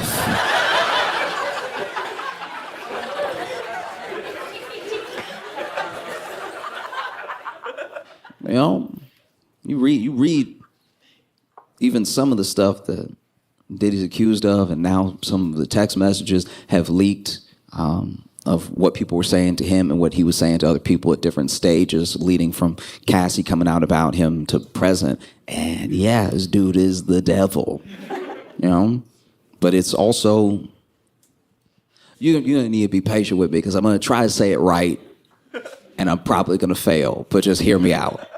You can tell that these people texting Diddy, the things that we've seen so far, because the trial hadn't even started yet. So the things haven't even come out that are the things that people are worried about. Because trust me when I tell you, Diddy, the Black Epstein, they already put that dude on watch.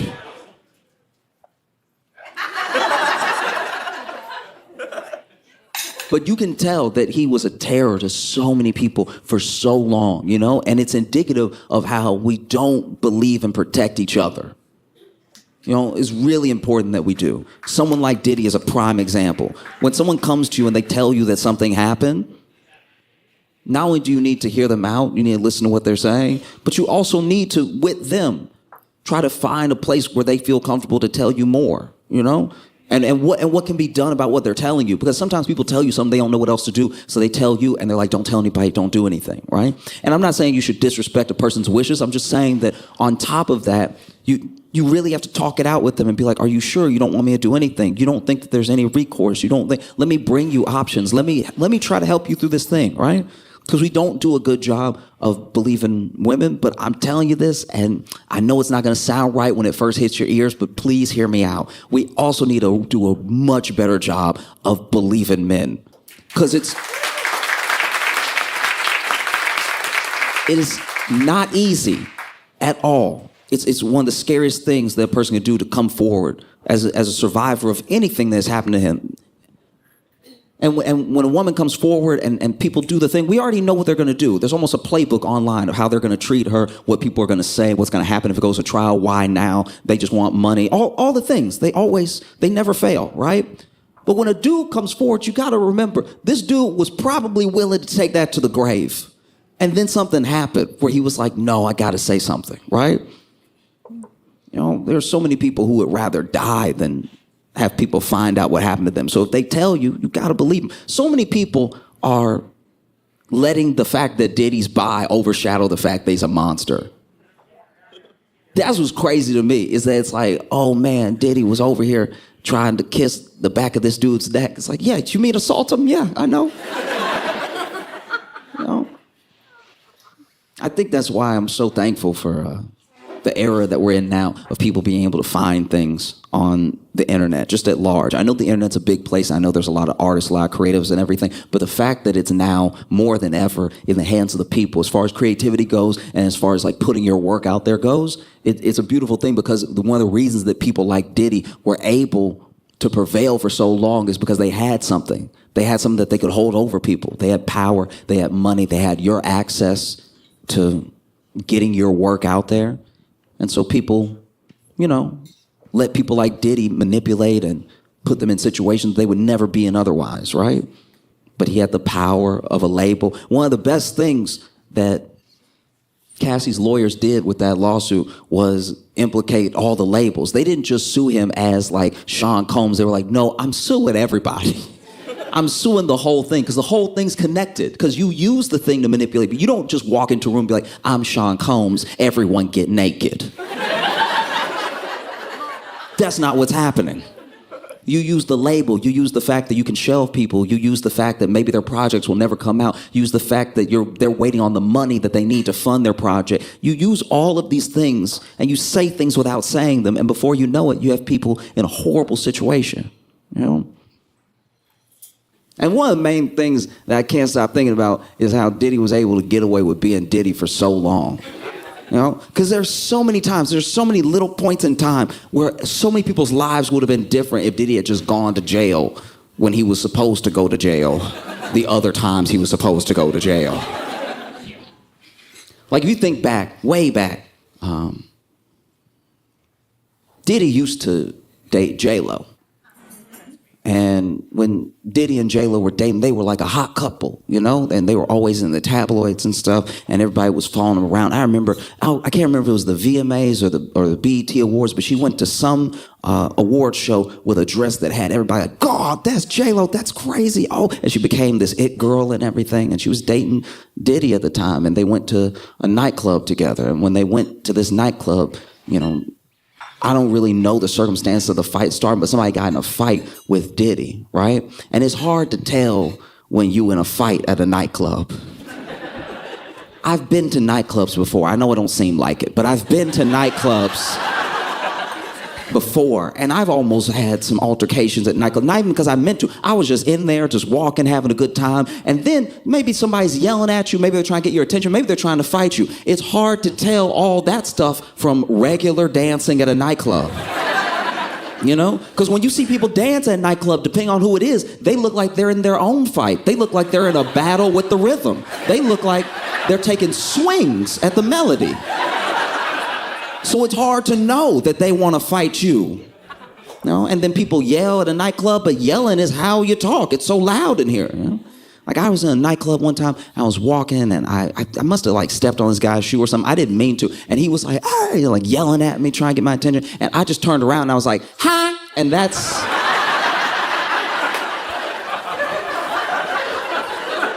that didn't do me any favors, right? Because I really didn't hear him, but leaning over and being like, ha, that's just offering up my face for the punching. And so Diddy got into some altercation with some dude, and no one knows everything that was said, but it was a lot of back and forth, a lot of like, well, I make money too and everything. And then apparently he grabbed some money and he threw it in Diddy's face, right? But this is the way I'd like to imagine it, because apparently it flew up in the air, and I think the only way that could happen is if he had the money, you know, balled up in that roll of money, right? And that roll of money that you just keep together with a thin rubber band, right? So that way when it hits something, the whole thing explodes. And he's like, I make money too. And he threw it and it hit Diddy on the head and just pow. Then it started to rain, right? And so then, you know, gets in this altercation. And then Diddy allegedly pulls a gun out, right? Starts firing off at this dude, okay? And whole like gunfight ensued and everything. And that was one of the wildest nights because, you know, Diddy and J-Lo were not quite like, I wouldn't say like clean cut because they were still like partying, hip hop, everything, but they were this it couple. And now this horrible thing had happened and they were at the center of it, right? And there was even a whole trial. And at the trial, J-Lo testified that she only saw Shine pull out a gun. Now, Shine, if you don't remember, was a rapper who was popping at the time. And he went to jail by himself for 10 years. Diddy didn't go to jail. And there was even a woman named Natanya Rubin. And Natanya Rubin has said many times, she never stopped saying it, that she saw Diddy pull his gun. And she knows that Diddy pulled his gun because Diddy shot her in the face. And she survived and everything, but she didn't get any media attention or anything. And then, you know, publications just ran with the fact that J-Lo said Shine did it, and that was enough. Shine was guilty. He was off. He was off to jail. But even to this day, Natanya Rubin is like, you need to reopen the case. I'm right here. You know? And she had her surgery and everything. And I mean, to a certain degree, I watched her. She did an interview recently, and you can't really tell, but she says she lives with that pain because there are fragments that they couldn't get out, right? And she's like, you need to reopen the case. I want justice, you know? And the journalist asked her, would you be willing to give one of the fragments and like, you know, do the forensic test and everything? Because they didn't do one apparently. And she said, yeah, of course. I got 9 fragments. I can spare one. The thing that did Diddy in, you know, really, truly, from his own nature, from his own core, were money, power, and fame. Right? And money, power, and fame is a dangerous combination. Messes up a lot of people. Money, because, guys, money. This is what trajectory of money does in the mind. When you have no money and you just imagine having some money, that's even enough money. When you have no money and you're like, man, it'd be nice to eat. That's... The money for the meal in front of you is all you need in your mind. You know, it's why people who are desperate, truly desperate, walk up to you and they don't ask for everything that they need. They ask for what they need to get by. They ask for change. They ask for the next thing that they need, because money changes perspective. Is the more of it that you get, the more you become not necessarily an insane person, but your ideas, your wants and needs, they start to shift. And they usually, at a certain amount of money, leave Earth. Why do you think all the billionaires are trying to go to space? They're like, I did it all. I did everything here. What's up there? Can I own that? That'd be nice. Money messes with your mind. And then sometimes you think, man, if I had enough money for this thing, oh, I'd be so good. I'd be so benevolent. And maybe you would, but maybe you wouldn't. Maybe having that money and getting attached to it would attach you to it so tight that now I don't really want to have less than this. I don't know anyone working in America that's willing to get paid less. You know, we all have, and some of it's just human nature. We all have a little upward mobility, thinking about what's next, thinking about how we can build up. I'm not saying that's wrong at all. I'm saying at a certain amount of money, you just lose your mind. You know? And then power. Money and power, they get people to do some of the same things. Money, I'll give you an example. I was in Vietnam a little while ago, right? And the Vietnamese dong, which is their currency, right? One of our dollars is about, at least at the going rate right now, currency exchange-wise, is about 24,200 dong. So if you go there with your yearly salary, you are a billionaire in dong. And we look at our billionaires a certain type of way. We look at them as like, why is this piece of shit hoarding all this wealth? Is he out of his mind? Does he not know how many people he could help? This is crazy. It's billions and billions of dollars. And then you talk to a billionaire and they're like, oh yeah, well, I had this idea of how we could like get to space and stuff, so I'll just do that. It's like, we're dying. Why would you? No one cares about space. Why are you hoarding all of it? And then you hear, even in like a billionaire's, I listen to the audiobook because I don't like to read about... I want to know a billionaire's life, but to read it and learn it all slow feels upsetting. I'm just like, let me just let someone tell me so I can feel like I'm talking to a friend, like, what? You know what I mean? Like, that's a little bit smoother of a process. But you talk about, you know, like a billionaire, and the way that they think about us is insane. There are even billionaires that they've said it. Different billionaires are different levels of, like, loose-lipped. And there are billionaires that have properly said to a camera that they knew was recording, if people knew how good my life was, they would bring back the guillotine. That's what he said. And then you hear other billionaires tell it, and they're like, well, you know, if people are too dumb or too lazy or too scared to take the chances to make money, that's on them. The way that they think about us is insane. But then you see an American, a Brit, maybe somebody from Australia, go to Vietnam and be a billionaire, and it is harrowing how many people turn into our billionaires there. I watched it. I was in a market, right? And there was this British lady that was trying to haggle with this woman who had made this like homemade, like knitted little bag, right? And she was charging like, I don't know, maybe like 5,000 dong for it. Now remember, I told you $1 was 24,000 dong. And this British lady is actually proper, like haggling with her. Like being like, what about 4,000? She's like, no, it's 5. It's like, what, you know, what about 475? No, 5. And she doesn't know much English, and the British lady's getting annoyed with her, and I'm getting furious because I'm like, you realize the pound is doing better than the dollar, so you're just haggling like, what if I gave you nothing? Would nothing be good? What about nothing? You would love nothing, though. Like, if I gave you nothing, that'd make me feel better as I left. And this person is a billionaire, at least right now. You can tell that they're broke in Britain, though. Like, only a broke person would go somewhere else and then try to be rich really hard. Like, that's... I don't know why you front. You know you could only afford the flight. I don't know why you acting like this right now. Acting like these people are trying to cheat you out of something. You know you already have a leg up. It's crazy. But it is how billionaires think sometimes. Because then when we work at a corporation that's $1 billion, maybe even you work at Apple, Amazon, you work at one of the truly big ones that's about to hit the trillions of dollars, right? And then you want a raise, and you want a substantial raise, and it's nothing for them because they have billions of dollars, and they're still like, why should we give you anything? It's the same mentality, right? And so Diddy had money, and he had the type of money that makes people do things, bend to your will and everything. And so he bent it, and he had power. And this is the thing about power. I'm someone who wants very little power. Because I don't know, I can think about what I might do, but I don't know what I would do with power. That's terrifying. Don't give me power. If I had the power to make Ted Cruz punch himself in the balls...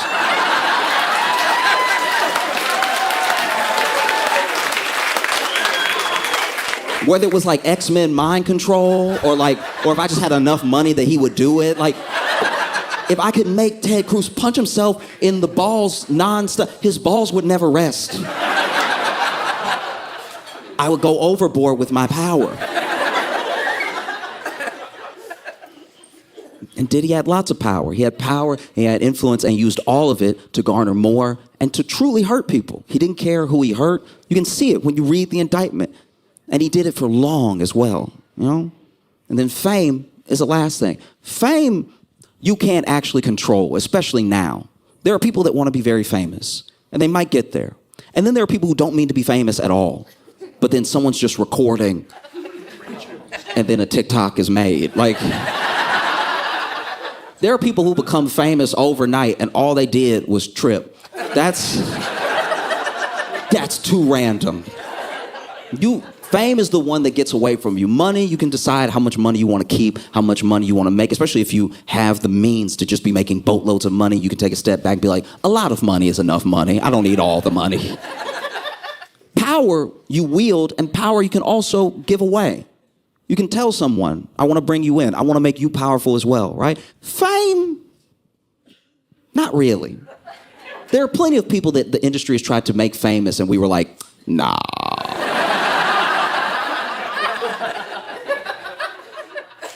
But people with power, people with money, they can promise fame, even if they can't deliver. And because they have so much money and so much power, it looks like they can give you fame. And so that's another way that Diddy manipulated and abused people, was through his fame and the promise of fame that was to come to them, right? And money, power, and fame is actually what screwed Diddy, not just his own. The fact that he finally met up with the US government. No government is more powerful with more money or more famous. And when you put the two up against each other, his is, you know, money and power and fame of the US government, the money that they have. You think you have money, they can freeze your money. You can show up to court and they'll be like, oh, you broke, Oh, I'm sorry, you thought you had money? Oh, I feel terrible for you. It must suck to be broke. They can freeze your accounts. Oh, power? You want to talk about federal power? Look at the conviction rate of federal prosecutors.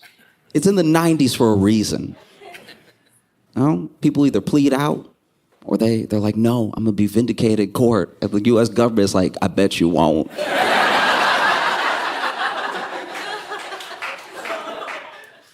Fame? What government is more famous, especially as far as their judicial system? What government is more famous than the US government? You know? They looking at Diddy right now like, oh, you blew up Kid Cudi's car, that's cute. We killed MLK.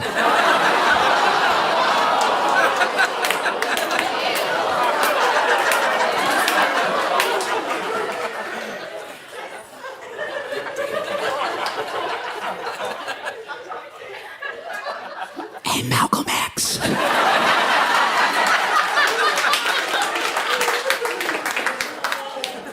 No, you're done, bro. No, it's over. Because I think about how's a person become that evil? You know what I mean? A lot of it is ego. Ego's a dangerous thing. Ego is like a dish that only feeds you false fruit, right? Like the more that you eat off of your own ego, the more you starve your spirit. Like it's the way to sickness, you know? Like ego is this like still small voice, right? Telling you the most important thing is I. Like ego stands in like the middle of pride right there. But then when things happen, when consequence comes, ego never shows up. Ego is like a friend. Ego's like a friend that's like, hey, come on, the door's unlocked. Let's get in this house. No, let's just see what's inside. There might be some good stuff in there. It's like, but it's not my house. Come on. Then ego gets you to go in there. And then you're like, oh, there's some shiny stuff. And then you start grabbing stuff. And then before you know it, you see blue and red lights. And you're like, come on, we got to get out. And ego's gone already. Like, I think about how it got here, you know, and how many people Diddy hurt and why he was allowed to get away with it for so long. And I can't help but think that a lot of what he was allowed to get away with is because it happened to black women. You know what I mean? When people say protect black women, they don't mean that black women can't protect themselves. We mean that when you look at the stats and you look at who the powerful people hurt because they know they can do it, it's the same people.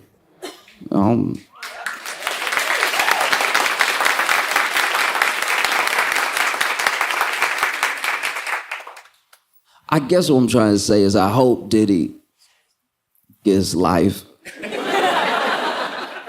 And I hope he lives forever.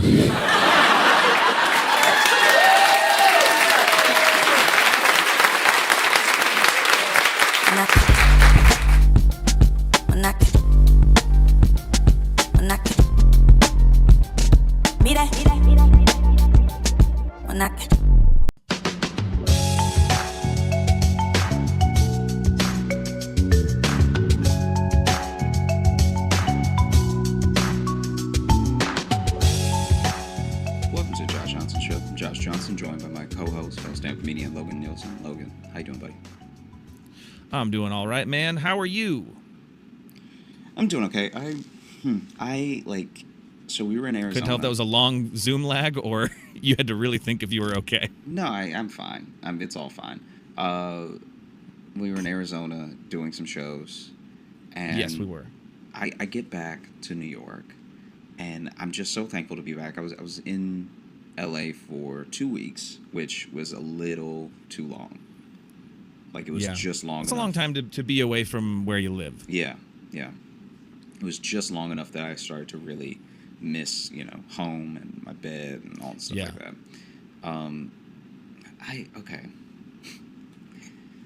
I feel like there's a level when it comes to travel, at least. Mm-hmm. There needs to be some shared language now with like what's actually bad and what's not. Do you understand what I mean? Like, I've taken buses, you I've have taken me with planes, I've taken trains. Right, yeah. But just the chaos we're living in, because people don't have like a shared understanding of what's gross and what's not, and like what's okay. I think it even goes deeper than that, because not only do people not share that language, but I haven't had a single airport handle security the same way anymore. It's like there's no shared language even on like the basic rules anymore, let alone the unspoken social mores. You know what I mean? Mm-hmm. Like I think it goes even deeper, because we don't even have a foundation. There's not even a ground floor for us to build upon. We're not even a country anymore. Okay? But it's not just us. It's like the world is so connected now too, but we don't have a rule. Yeah. Can you take your shoes off on a plane? There was a guy on a train that I had to tell myself that this man was deranged, just so that I could live with the life I was currently living with him in it, because this man had his shoes and his socks off, getting like fully comfortable on the seat across. Because it was one of those Amtrak trains where you know how there's your two seats, but then there's two seats facing you. Yeah. He had his feet up on the other seats, chilling like he was at home. Yeah. And I wasn't even about to sit there, but the fact that loose feet were just out, I couldn't stand it. And you know what's crazy? Loose feet running around all willy-nilly. What's crazy, what makes me crazy, I understand this makes me crazy. If this man had walked on with sandals and he did that, I still wouldn't be happy about it. But the fact that there's been shoe heat and sock heat that's now been pressed up on this foot, and who knows if this is an athlete's foot or not, and now you're putting the foot in the seat. No, that's true, because that's a different foot than a flip-flop foot. Mm-hmm. That's different types of stank. There's a lot more process to getting comfortable. It's also the boldness of it, because shoes and socks, that takes more comfort. Yeah. What's that?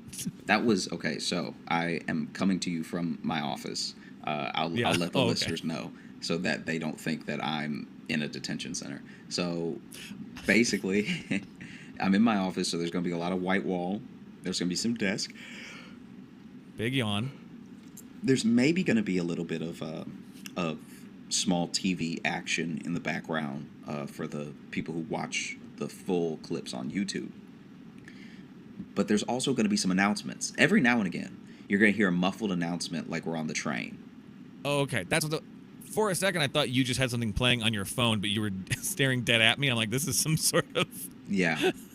I wish I had this is a move. I'm like, why is he trying to fuck with me while I'm Yeah, I almost wish I was the level of unhinged to be looking right at you and to also be like playing something.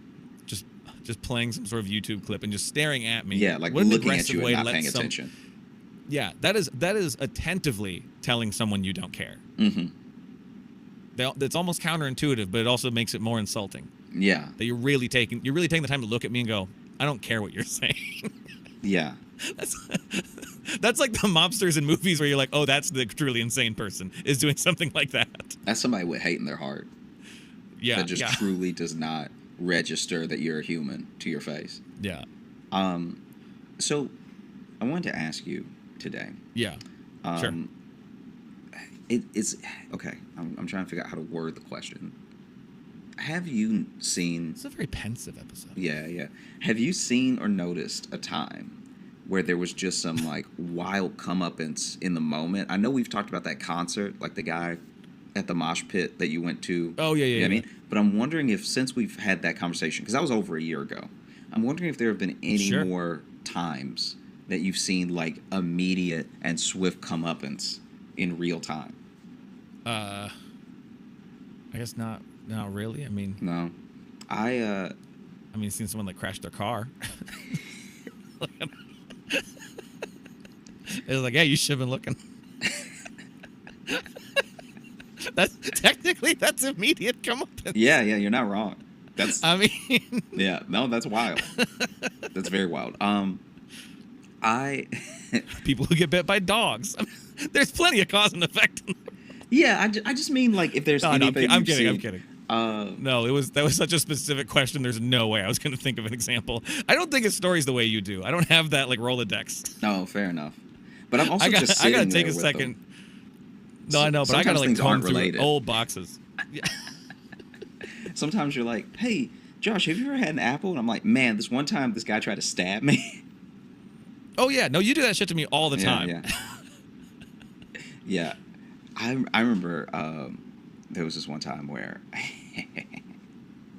this kid, I don't even know why I didn't like this kid, but I was like, it was in the summer, had to be in the 8th grade or the 9th grade or something, and there was this kid who I had to swim with because I was learning to swim. I was in the beginner class, but there was like an advanced beginner that I should have been doing in this swim lesson. But because I didn't say anything, have I told you about this before? Because I didn't say anything, I was chuckling at advanced beginner. Oh, so like that's well, no, literally, this full ass oxymoron. This is what happened. This is what's so annoying. Yeah. So there was just swimming lessons that my mom took me to, Mm-hmm. and I had some swimming lessons years ago, but hadn't been in a pool since. And so I was a beginner still in my mind because I was like, hey, if I'm still this nervous to get in the water, I'm not an advanced swimmer, you know? And so then I get in the water, and at first the teacher's like going over the rules in the pool and everything, just like watch out for each other, don't kick each other, like no, dunking each other, like just everyone was getting this lesson. Then she was like, okay, the kids who can swim this much come with me. The kids who like can't swim at all go over there. And so in my mind, I'm a kid who can't swim at all, Mm-hmm. And so I go over to the other direction, and then when I get over there, it's just a bunch of tiny kids.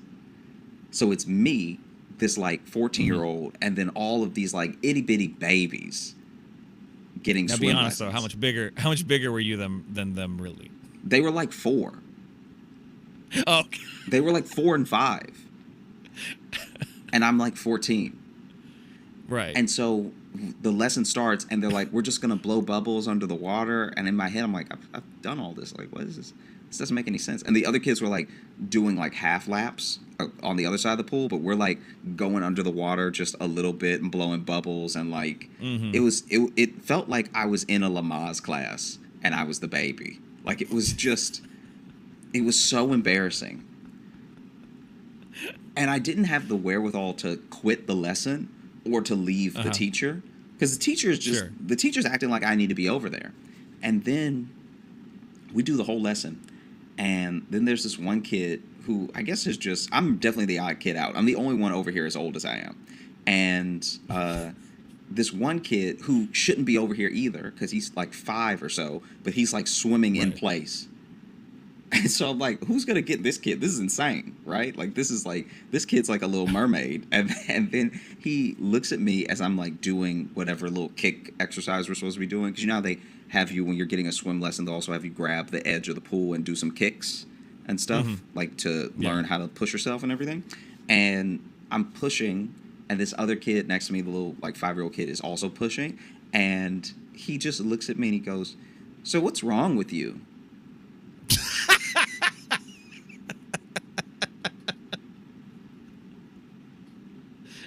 And from that moment, I was like, okay, I have an enemy.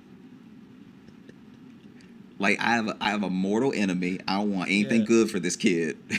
I'm about to be an advanced murderer. Because I was like, wow. What? And then he repeated it. He was like, "What's wrong with you?" What's wrong with you? And I was like, so what's wrong with you? I was like, what? And I'm like, what do you mean? And this is as I'm kicking. And he's like, you're like a grown-up kid.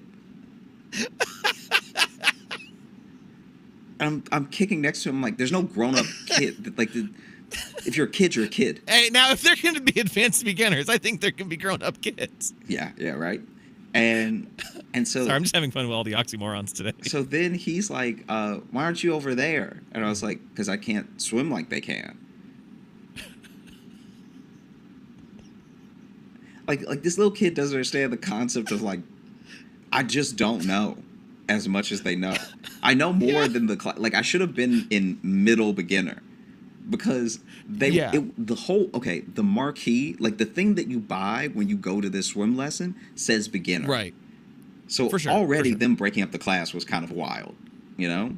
So I'm going to what I think is a beginner class. Now, they didn't fully explain what that meant, but I projected my own stuff onto it, because in my head I was like, okay, they're going to take the little bit that I know how to swim and make me able to fully swim. And I won't be able to swim in deep water, but I'll be able to swim the length of the pool without needing to put my foot down to get air. And you know what I mean? Like, that thing. Yeah. The basic goal of all swimming lessons is to get good enough to just not drown should you find yourself in water. Yeah. No matter what, that's the the base level. Is if I find myself in water, I want to be able to not die. Yeah. I'm good with that. And so then I'm like kicking next to this kid, and this kid is talking to me, and he clearly gets bored while he's asking me all these questions. So he stops grabbing the edge of the pool and just lets it go, flips over, and is now on his back, sort of like kicking up. Like, so he's just floating on his back and still moving his legs a little bit, but he's just sort of like moving in place. And I'm watching, I'm like, why are you over here? Moving in place. Like, this dude is like, he's like swimming like he was born in the water. Maybe he was. Maybe he was a water birth. Maybe it was a water birth. Maybe they come out with a little extra skill. And so then I asked the kid, because I get a little attitude with the kid, because he just keeps asking me why I'm over there. You're like a grown up kid, blah blah blah. I was like, hey, there's no grown up kids, it's just kids. And then finally I was like, why aren't you over there? And then this kid goes, oh, I don't know. And then he goes under the water and goes and swims over with the bigger kids.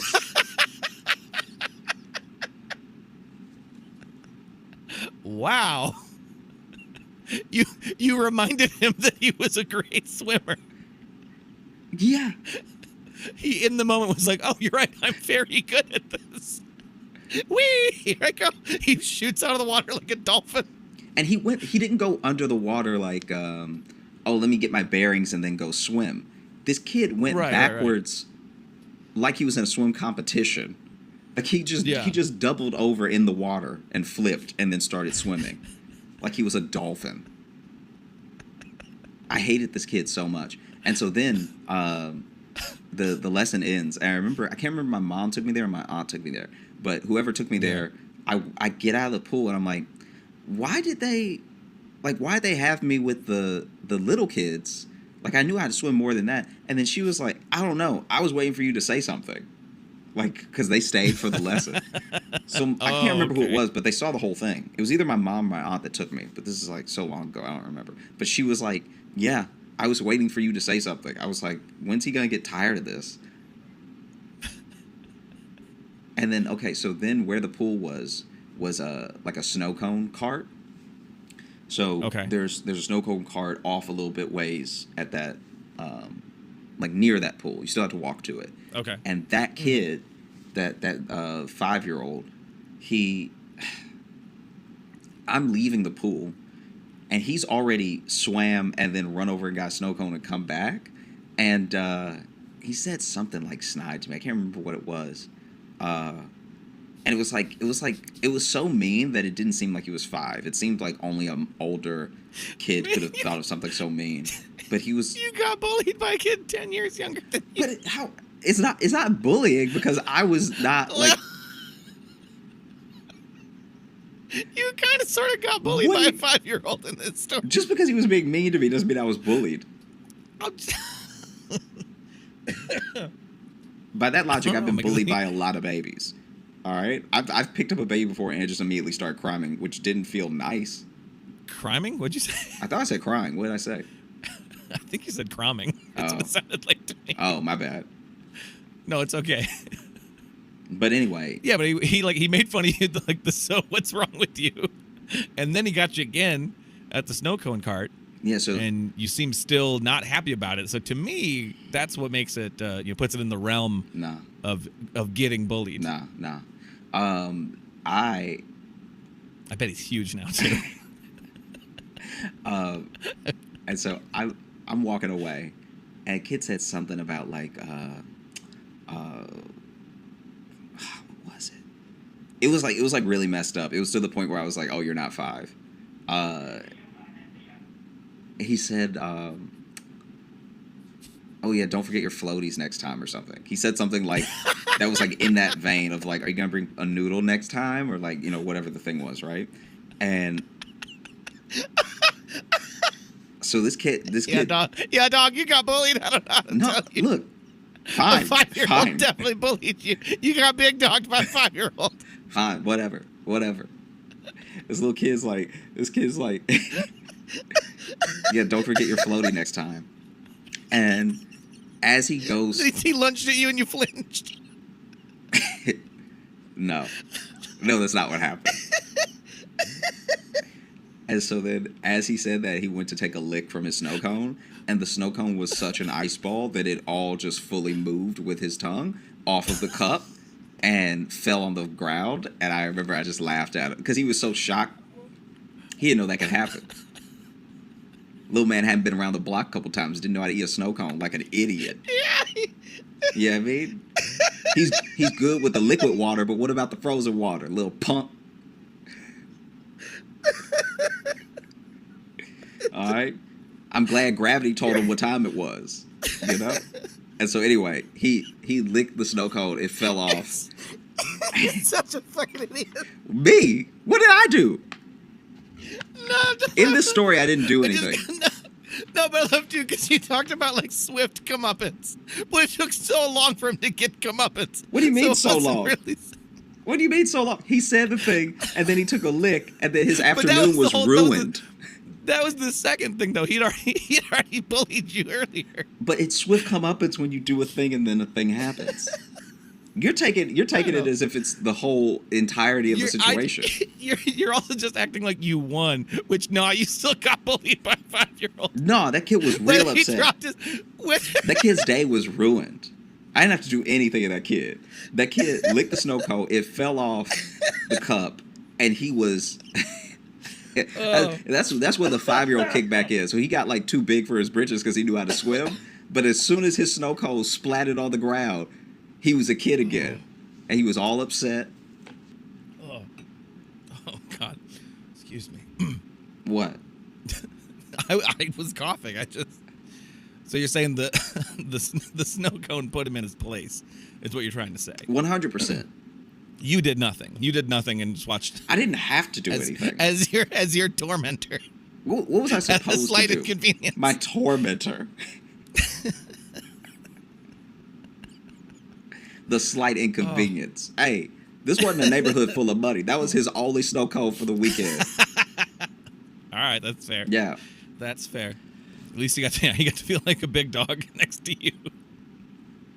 Nah. Even him out. I was chilling. Yeah, you sound real chill about it. I was chilling. I was so happy. Oh. Just splattered. He had a bunch of blue all over his legs like an idiot. He looked so stupid. It got on his swim trunks. I don't know, I just laughed at him. It's also really hard for me to imagine the story just not as you now either. It's really hard. I'm not really imagining a 14-year-old Josh.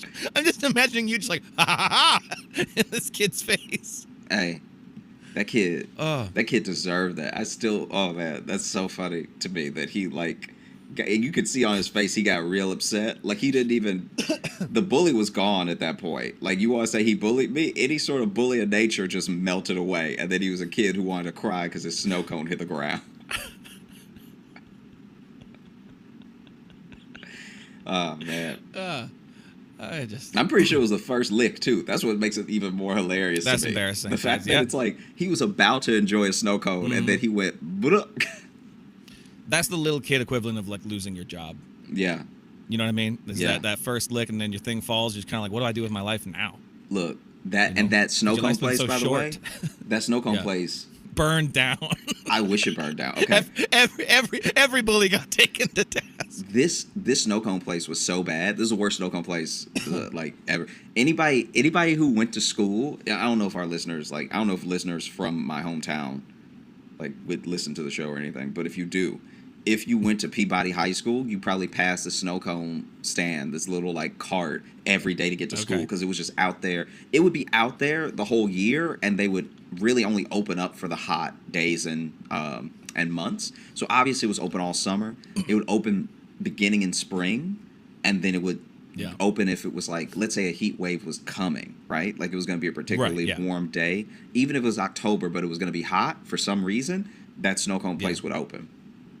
So anyway, see, I like that. Other places don't do that. They're just closed for they'll from like this date on. This what's I still don't know the person who worked this stand for real. Like I don't know if the owner was actually the person working it or if they just owned it and had friends, pop in and work it, because they were never really nasty. You know what I mean? So you know how a place like that where you have to bring all these syrups and all of these different like sugary things, they should be attracting fruit flies, especially if you're leaving it.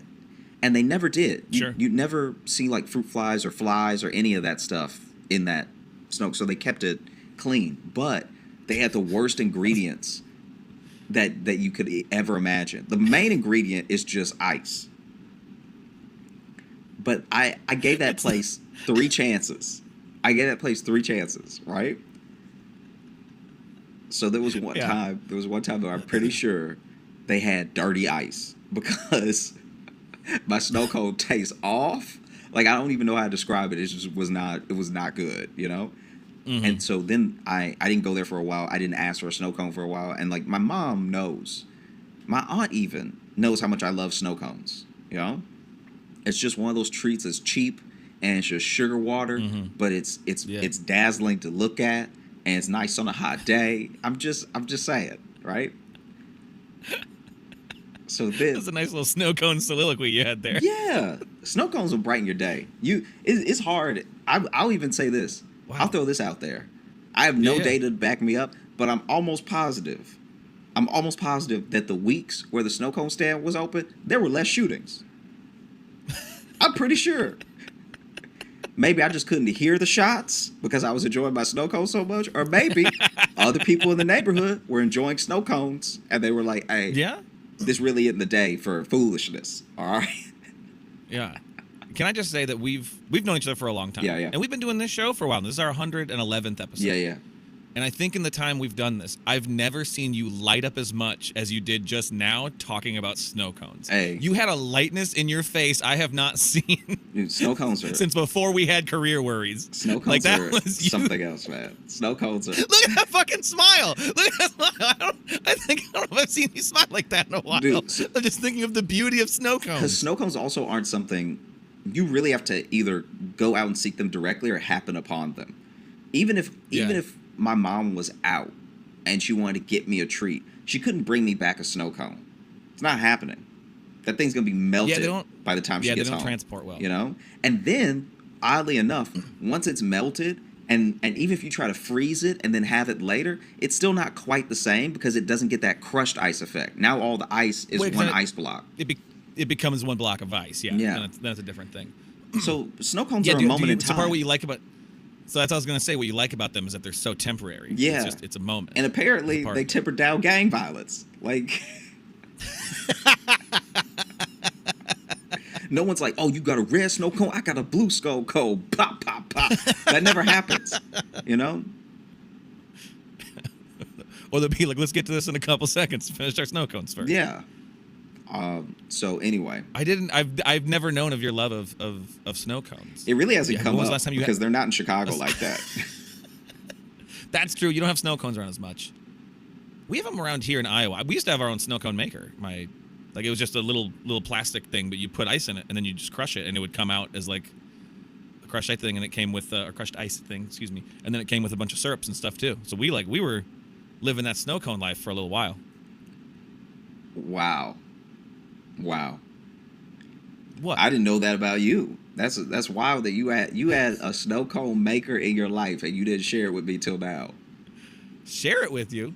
Yeah. I mean, I don't have it with me. No, I'm just saying you didn't share this story with me until now, but we've known each other for a long time. That's wild.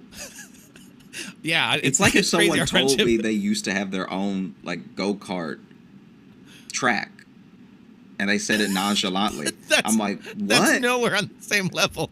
Snow cone makers aren't like a lavish thing, because I remember there was a trend in like the late 90s, early 2000s where there was a bunch of like home little snow cone I remember things. They were just ice chippers all the way. Yeah. Hey, I know, but some of us couldn't afford those ice chippers, so we just watched that commercial longingly. I'd watch it because it was white kids in the homemade commercial. So then I'd watch it and be like, oh no, damn. Another day without a snow cone. But I think like this area got into that trend a little bit. I don't know. We like snow cones around here. Yeah. I don't know if it's an Iowa thing. I don't know, but they tend to be at most activities. Yeah, that's fair. I love when they sell snow cones like during like a football game. Mm-hmm. So people are getting snow cones and it's like fucking 45 degrees. Yeah. That's I love them so much. Midwest stuff. I've definitely eaten a snow cone with gloves on before. Oh yeah. Yeah, that's how much I love them. It's interesting because they're a summer treat, but then you'll see people who like make them out of snow. Like they'll like have like an actual like ice thing. Yeah. And just kind of make it, but it's in the winter. It's weird that that's the one like all season treat. Have we talked about for snow cones too long? I think we maybe talked about snow cones. Yeah, I'll get to the second one. So the second time that place did me dirty was I got a... I forgot we were talking about the place. The place that wasn't good, but it didn't have bugs, so that made it okay. Yeah. So I went there specifically as a child. I'm like really young at this point still. And I'm like, hey, everybody deserves a second chance. Especially when they're trying to spread joy in the world like this place is. You know? So let me give them another shot. And I remember I got something that was like called a blue tsunami. It had blue in the name. So obviously the snow cone is going to be blue.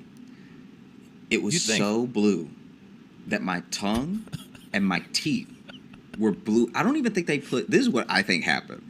I think that these people made a mistake and didn't know what to do. So they had, the blue food coloring that they'll be part of the syrup.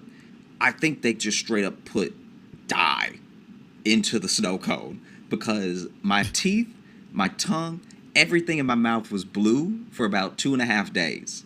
It was so bad that my mom got genuinely. She made me use like Listerine, and the Listerine was coming out blue, like this purple coming out bluer. No, this purple Listerine was coming out blue, right? Oh, the purple Listerine. So she was trying to get me to like maybe wash my mouth out or just something, and I remember I did it about 3 times, which to a kid is just death. Like when you're little, because you already hate the pain of mouthwash because you don't get why it's necessary. Like, I've been doing this all day. Yeah, it stripped the pain out of my mouth. It got the varnish right off of my tongue.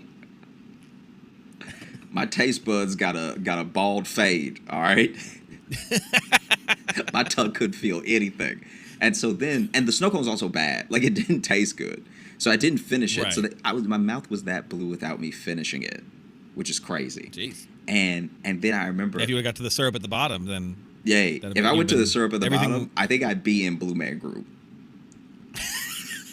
Stupid. I think that's what happened to everybody in that group. They had that snow cone, and they just kept going. And before you know it, you can't talk. All you know how to do is drum.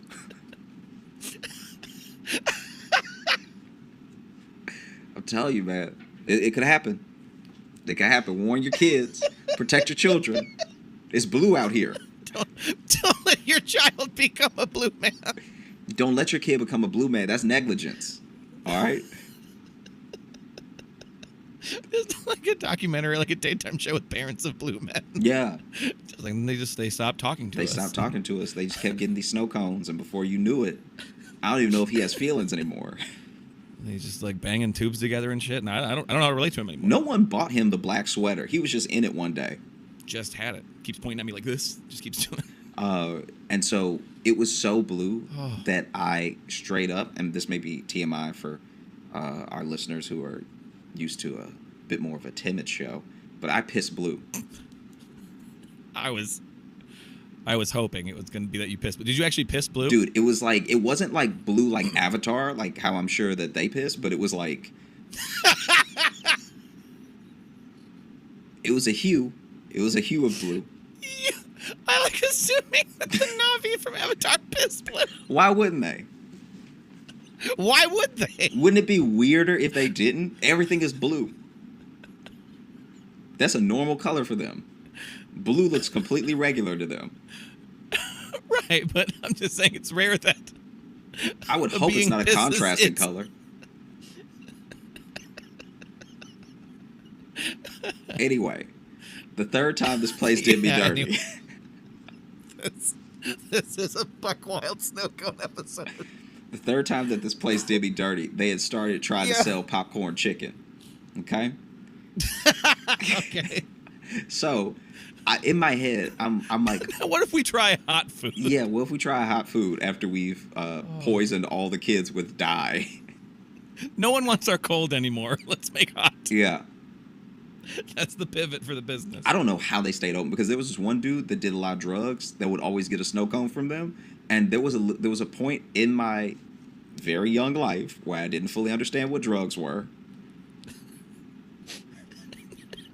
That man's addicted to snow cones. I genuinely thought this man was addicted to snow cones, because I would see him in other parts of the neighborhood acting wild. And he's like clearly on crack, right? So dude clearly is like a full on crack addict. But he would be acting weird, but then I'd always see him seem so normal when he would go get his snow cone. Now what I didn't know is clearly this man liked to enjoy a snow cone with his crack. Okay? That's what was happening. Because I would see him later and he'd be all wild, but he was normal before, but I didn't understand what drugs were. Yeah. You know? I mean, listen, they go together like America and apple pie. Snow cone and crack. Both icy, you know? Both icy. One just needs a little bit of heat, you know? And so then I was scared of snow cones for a little while, for maybe like 6 months. I didn't even tell anybody. But you know how you get those misconceptions when you're a kid? Scared of snow cones. I really did, because I was like, I've been eating snow cones. I love snow cones. So now in my head, I'm like, is snow cones like... I didn't know what crack was, but I was in my head, essentially, I was like, is snow cones crack? Like, am I going to be out here in the streets stealing from people to get more snow cone? Like, you laughing, but I really thought this for a couple months. I was because I would see that dude, and this is after the blue thing happened. And the blue thing was like my Scared Straight program, because that was me being like, oh, okay, not all, you can't trust every snow cone. You can't trust, like, you need to be careful where you get your snow cones from, because not everybody is a reliable distributor, you know? And then I was in the car with my grandma, and when we saw that guy, and my grandma knew that guy, and my grandma was telling me how smart that guy was when he was younger, when he was like in school and stuff, and how sad it was that he's like, you know, like an addict now, because that's all he does. And you're like, now, when I know, she I've seen him. that's all he does, he had a snow cone in his hand. He was leaving the snow cone stand. Oh, gotcha. And so to me, I'm like, she said that's all he does. She didn't say all he does is crack. Why do you guys let me have these if that's what's going to happen to me? So then in my mind, I'm like, so is y'all just letting me do this in moderation? Is that why sometimes y'all tell me no when I want a snow cone?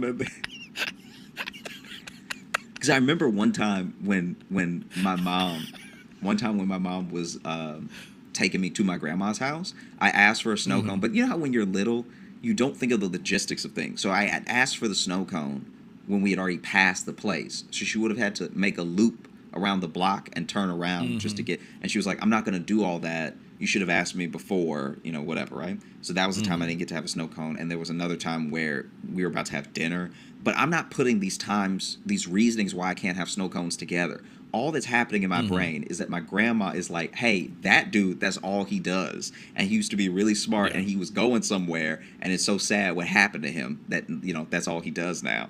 And I'm just seeing the snow cone. And in your mind, you're like, these snow cones are so blue, they make you insane. Yeah, clearly, if you have enough blue snow cone, 3 blue snow cones equal 1 crack rock, you know? That's basic snow cone math right there. Yeah, because before this whole thing got debunked, like before I found out what drugs were and everything, I did see... Before it got debunked, like someone came out to prove you wrong, that it was indeed not snow cones, but a very strong drug that was effective. Yeah. So before any of this got debunked, right? Got debunked. This guy, I was driving home with my grandma again, and this guy was dancing in the street, clearly high, right?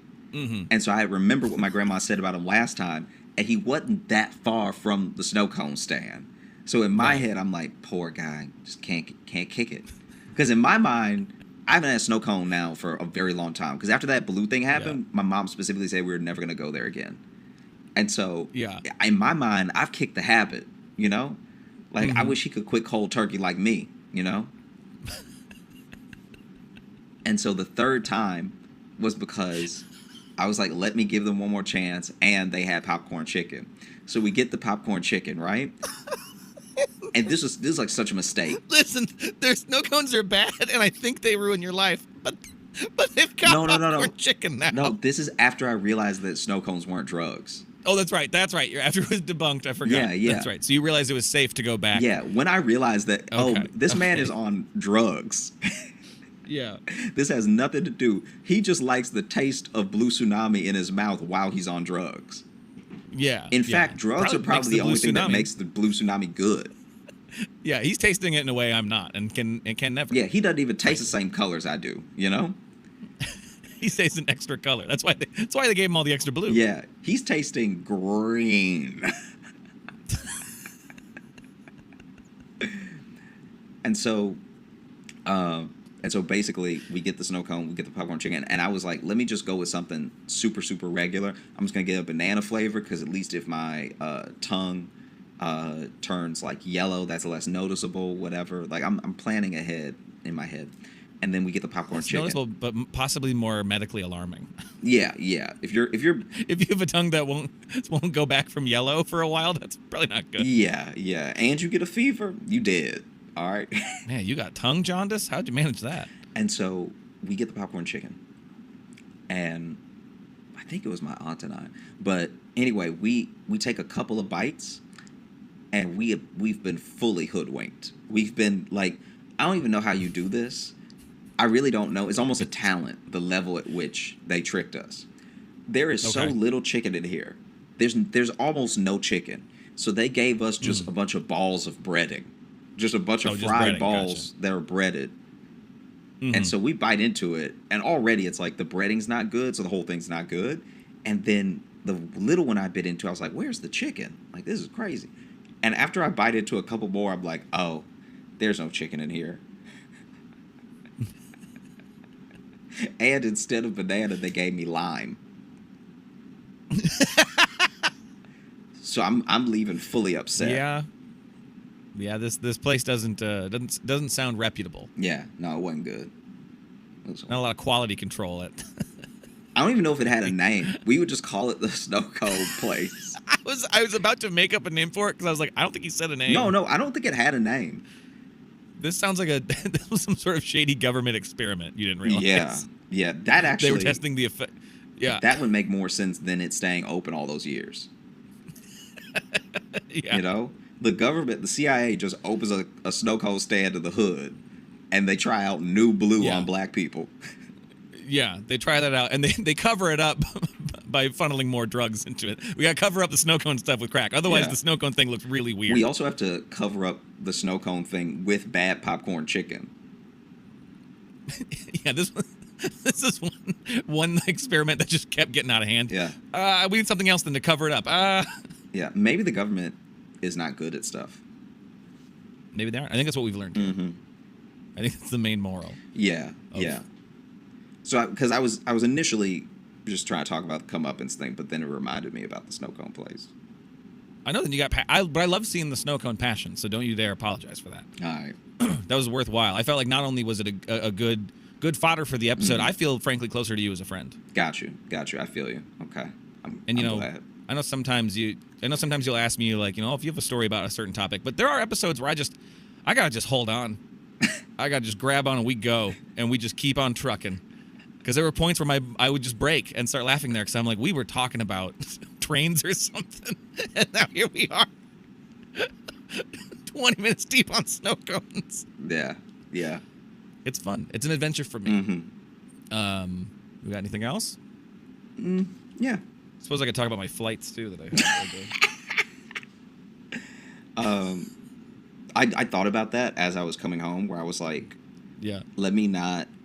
There were things happening on my flight, but I was like, let me not become this dude that's just like has a podcast about his flights.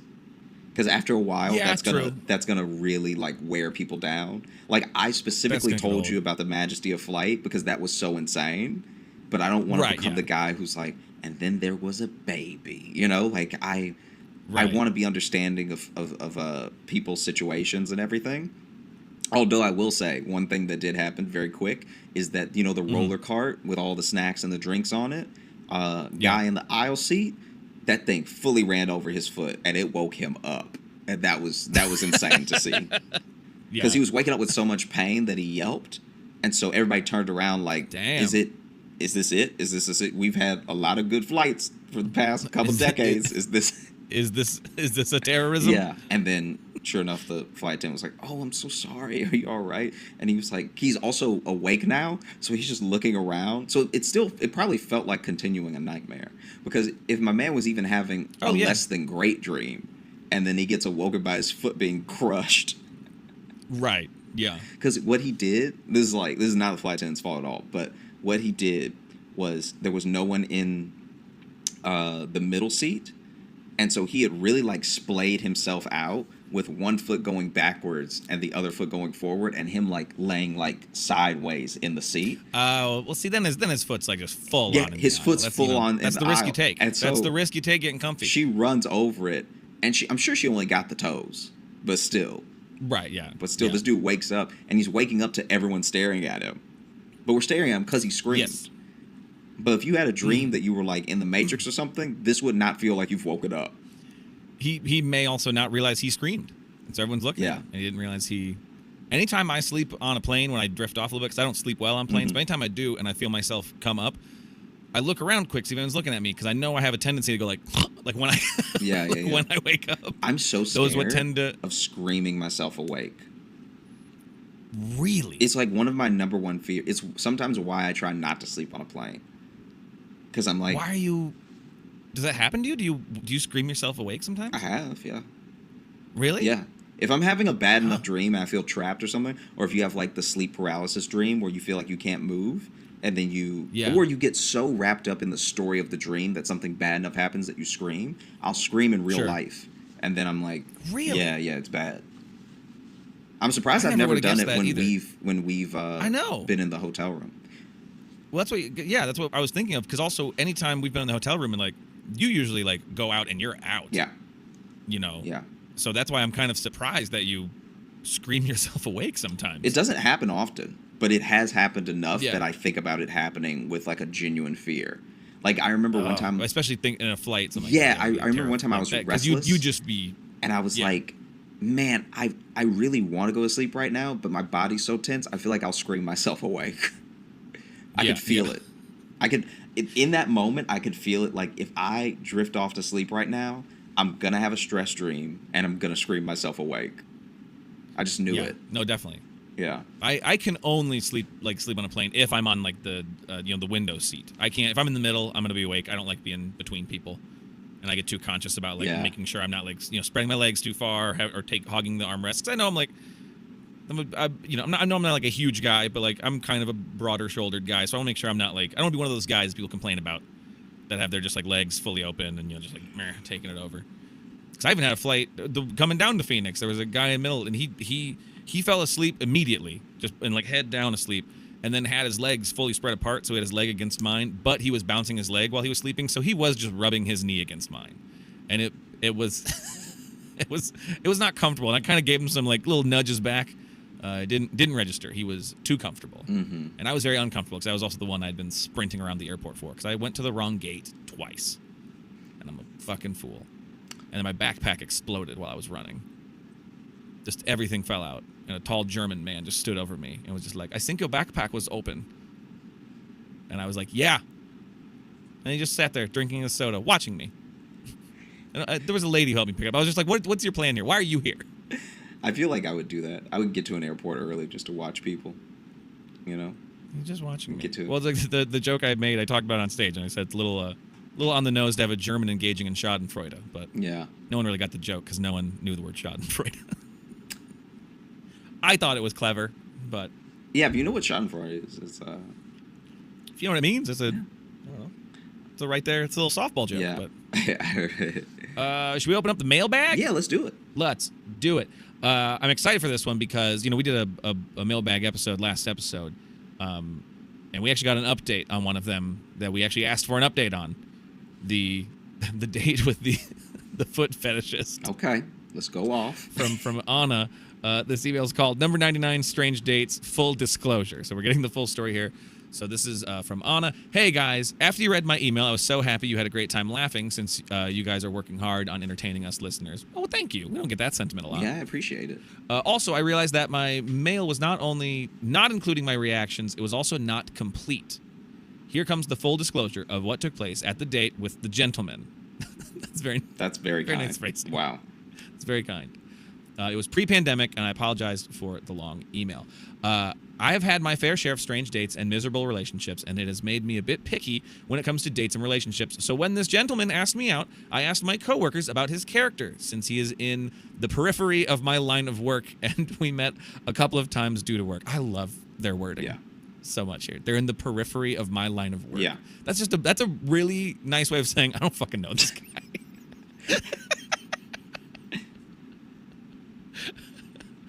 They vouched for him, so I agreed to a date. We met up outside the restaurant on a Friday after work. I had taken the time to freshen up, change to a new blouse, to my tight black office skirt, and open-toe heels. I was looking forward to a nice time and some good food. As we were seated at the table, I noticed that the restaurant was full, and at the table next to us was a family of 3, a mom, dad, and a son around the age of 10. We ordered wine, and the conversation revolved around the usual topics: work, family, and so on. It was about 40 minutes into the date that he brought up his fascination for feet. Mind you, he was... Sorry, I made myself go. Mind you, he wasn't low-key. just be like, oh, I love feet! Yeah! Woo! Can't get enough of them! That's so funny. He talked about the shape, size, touch, look, and the smell of feet in a way that was borderline to describing an ice cream.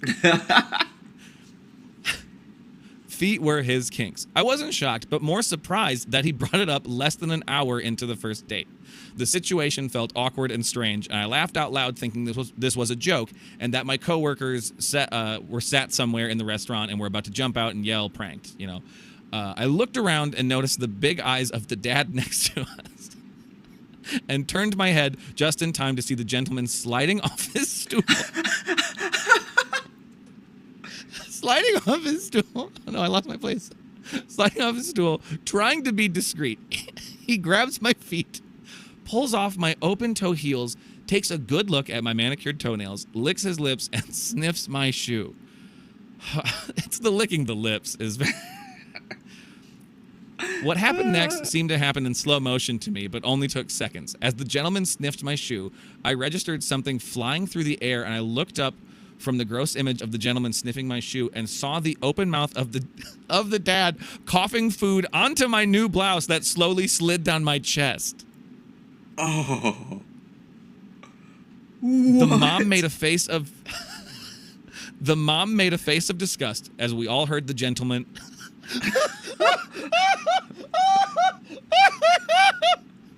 What? Hang on! The mom made a face of disgust as we all heard the gentleman exhale a moan of, ah, so good.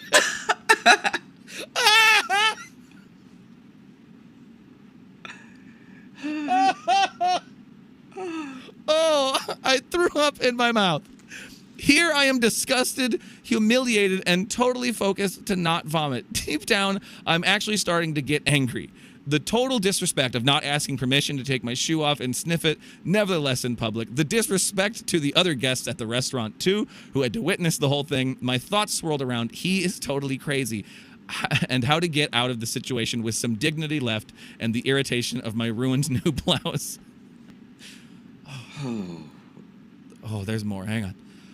While the gentleman had ranted about the delight of feet earlier, he forgot two important things he should have asked me. One, whether or not I was ticklish on my feet, and second, what I do in my spare time. You see, I'm very ticklish, and I've been practicing Wing Chun, Kung Fu, for years. As he sniffed my shoe, he loosened the grip around my foot, and his hand softly slid from my heel towards the arch of my foot and tickled it. As a reflex to get him off me, I pulled my feet back and in an upward motion, kicked him in the forehead with a whack. God. You left out a lot of stuff in this story from the first time you sent it to us, Anna. The gentleman's upper body flew upwards towards the table, and he hit the top of his head on the table. I realized that there's no way I can end the date with dignity, and that made me even more upset. The disappointment was quite overwhelming, and I had just kicked my date in the forehead, and the feet were already leaving a red mark, just like an open hand slap as a cheek would, on a cheek would.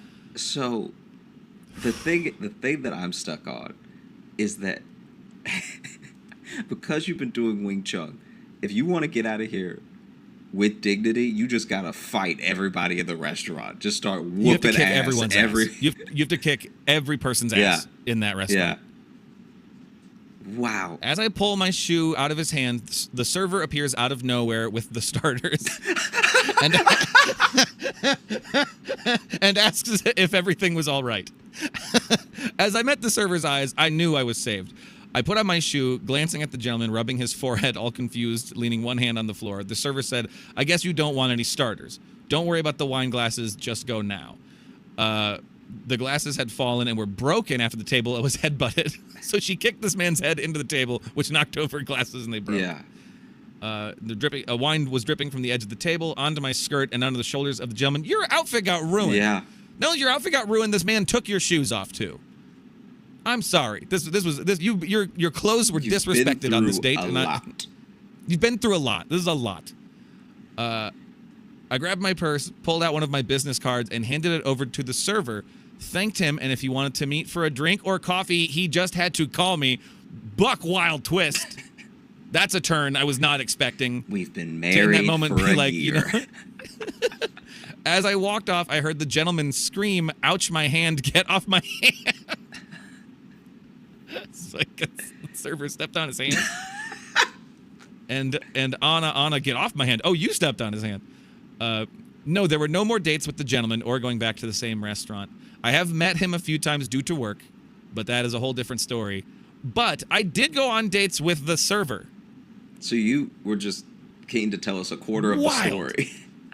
Again, we need another update now. Yeah. Because now you dated the guy who was at the foot fetish date. I do feel like we're just... You had to have talked about that. Yeah, we're just going to end up doing a podcast off of Anna's updates. Yeah. Yeah, we found our third co-host. Yeah. Yeah, I love a series in the mailbag to have an ongoing story. But I'm so happy I found your show on Spotify. I have binged it since I found it in July this year. In most episodes, there is a story that I can relate to or is actually similar to an experience of my own. Well, neither of us come close on this one. Thank you for being you, and I wish you all the best in all you do.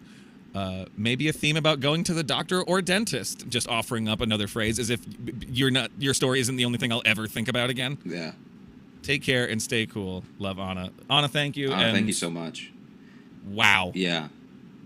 Wow. Thank you all, really. Thank you so much for listening to the Josh Johnson Show. We had a great time recording. I hope you had a great time listening. If you are looking to catch up with us on any of the socials, you can find me at Josh Johnson Comedy on Instagram, Josh Johnson on Twitter, Josh J Comedy on Facebook, and Josh Johnson Comedy on TikTok and YouTube. We're going to be posting clips of the show. And if you're looking for Logan... Wow, you can follow me on Instagram at Logan M. Nielsen. And if you want to get into our mailbag and just challenge our lives, you can email us, really Josh change Johnson our week. Show. Really just change. Yeah, this whatever week I was gonna have is gone now, and it's this week now. Whatever this has created. You can send those to joshjohnsonshow@gmail.com. And if you can also leave a 5-star review on Apple Podcasts. We like to read those there too. And you can find bonus content, patreon.com/Josh Johnson Show. We got some bonus podcast stuff. We got deleted clips, lost episodes, bonus videos, access to live shows. And speaking of live shows, we have one coming up. What is it? It's Sunday, September 26th at 6 p.m. Eastern Time. Did I get all that right off the top of my head? Let me see. I want to check. Pretty sure I nailed it with that. I'm pretty sure I nailed it. It's the 25th if it's Sunday. Ah, yeah. Fuck. But you were close. Damn it. Sunday. No, I'm a failure. September 25th. I ruined it. At 6 p.m. There'll be tickets in the episode bio, and they're really fun. The last several we've had have, I think the last time we talked about the Brave Little Toaster for a while. Watched some videos, so we're never sure what we're going to do when they happen. So you should join us. You all have a great rest of the day, great weekend, and we'll talk to you soon. Go get you a snow cone.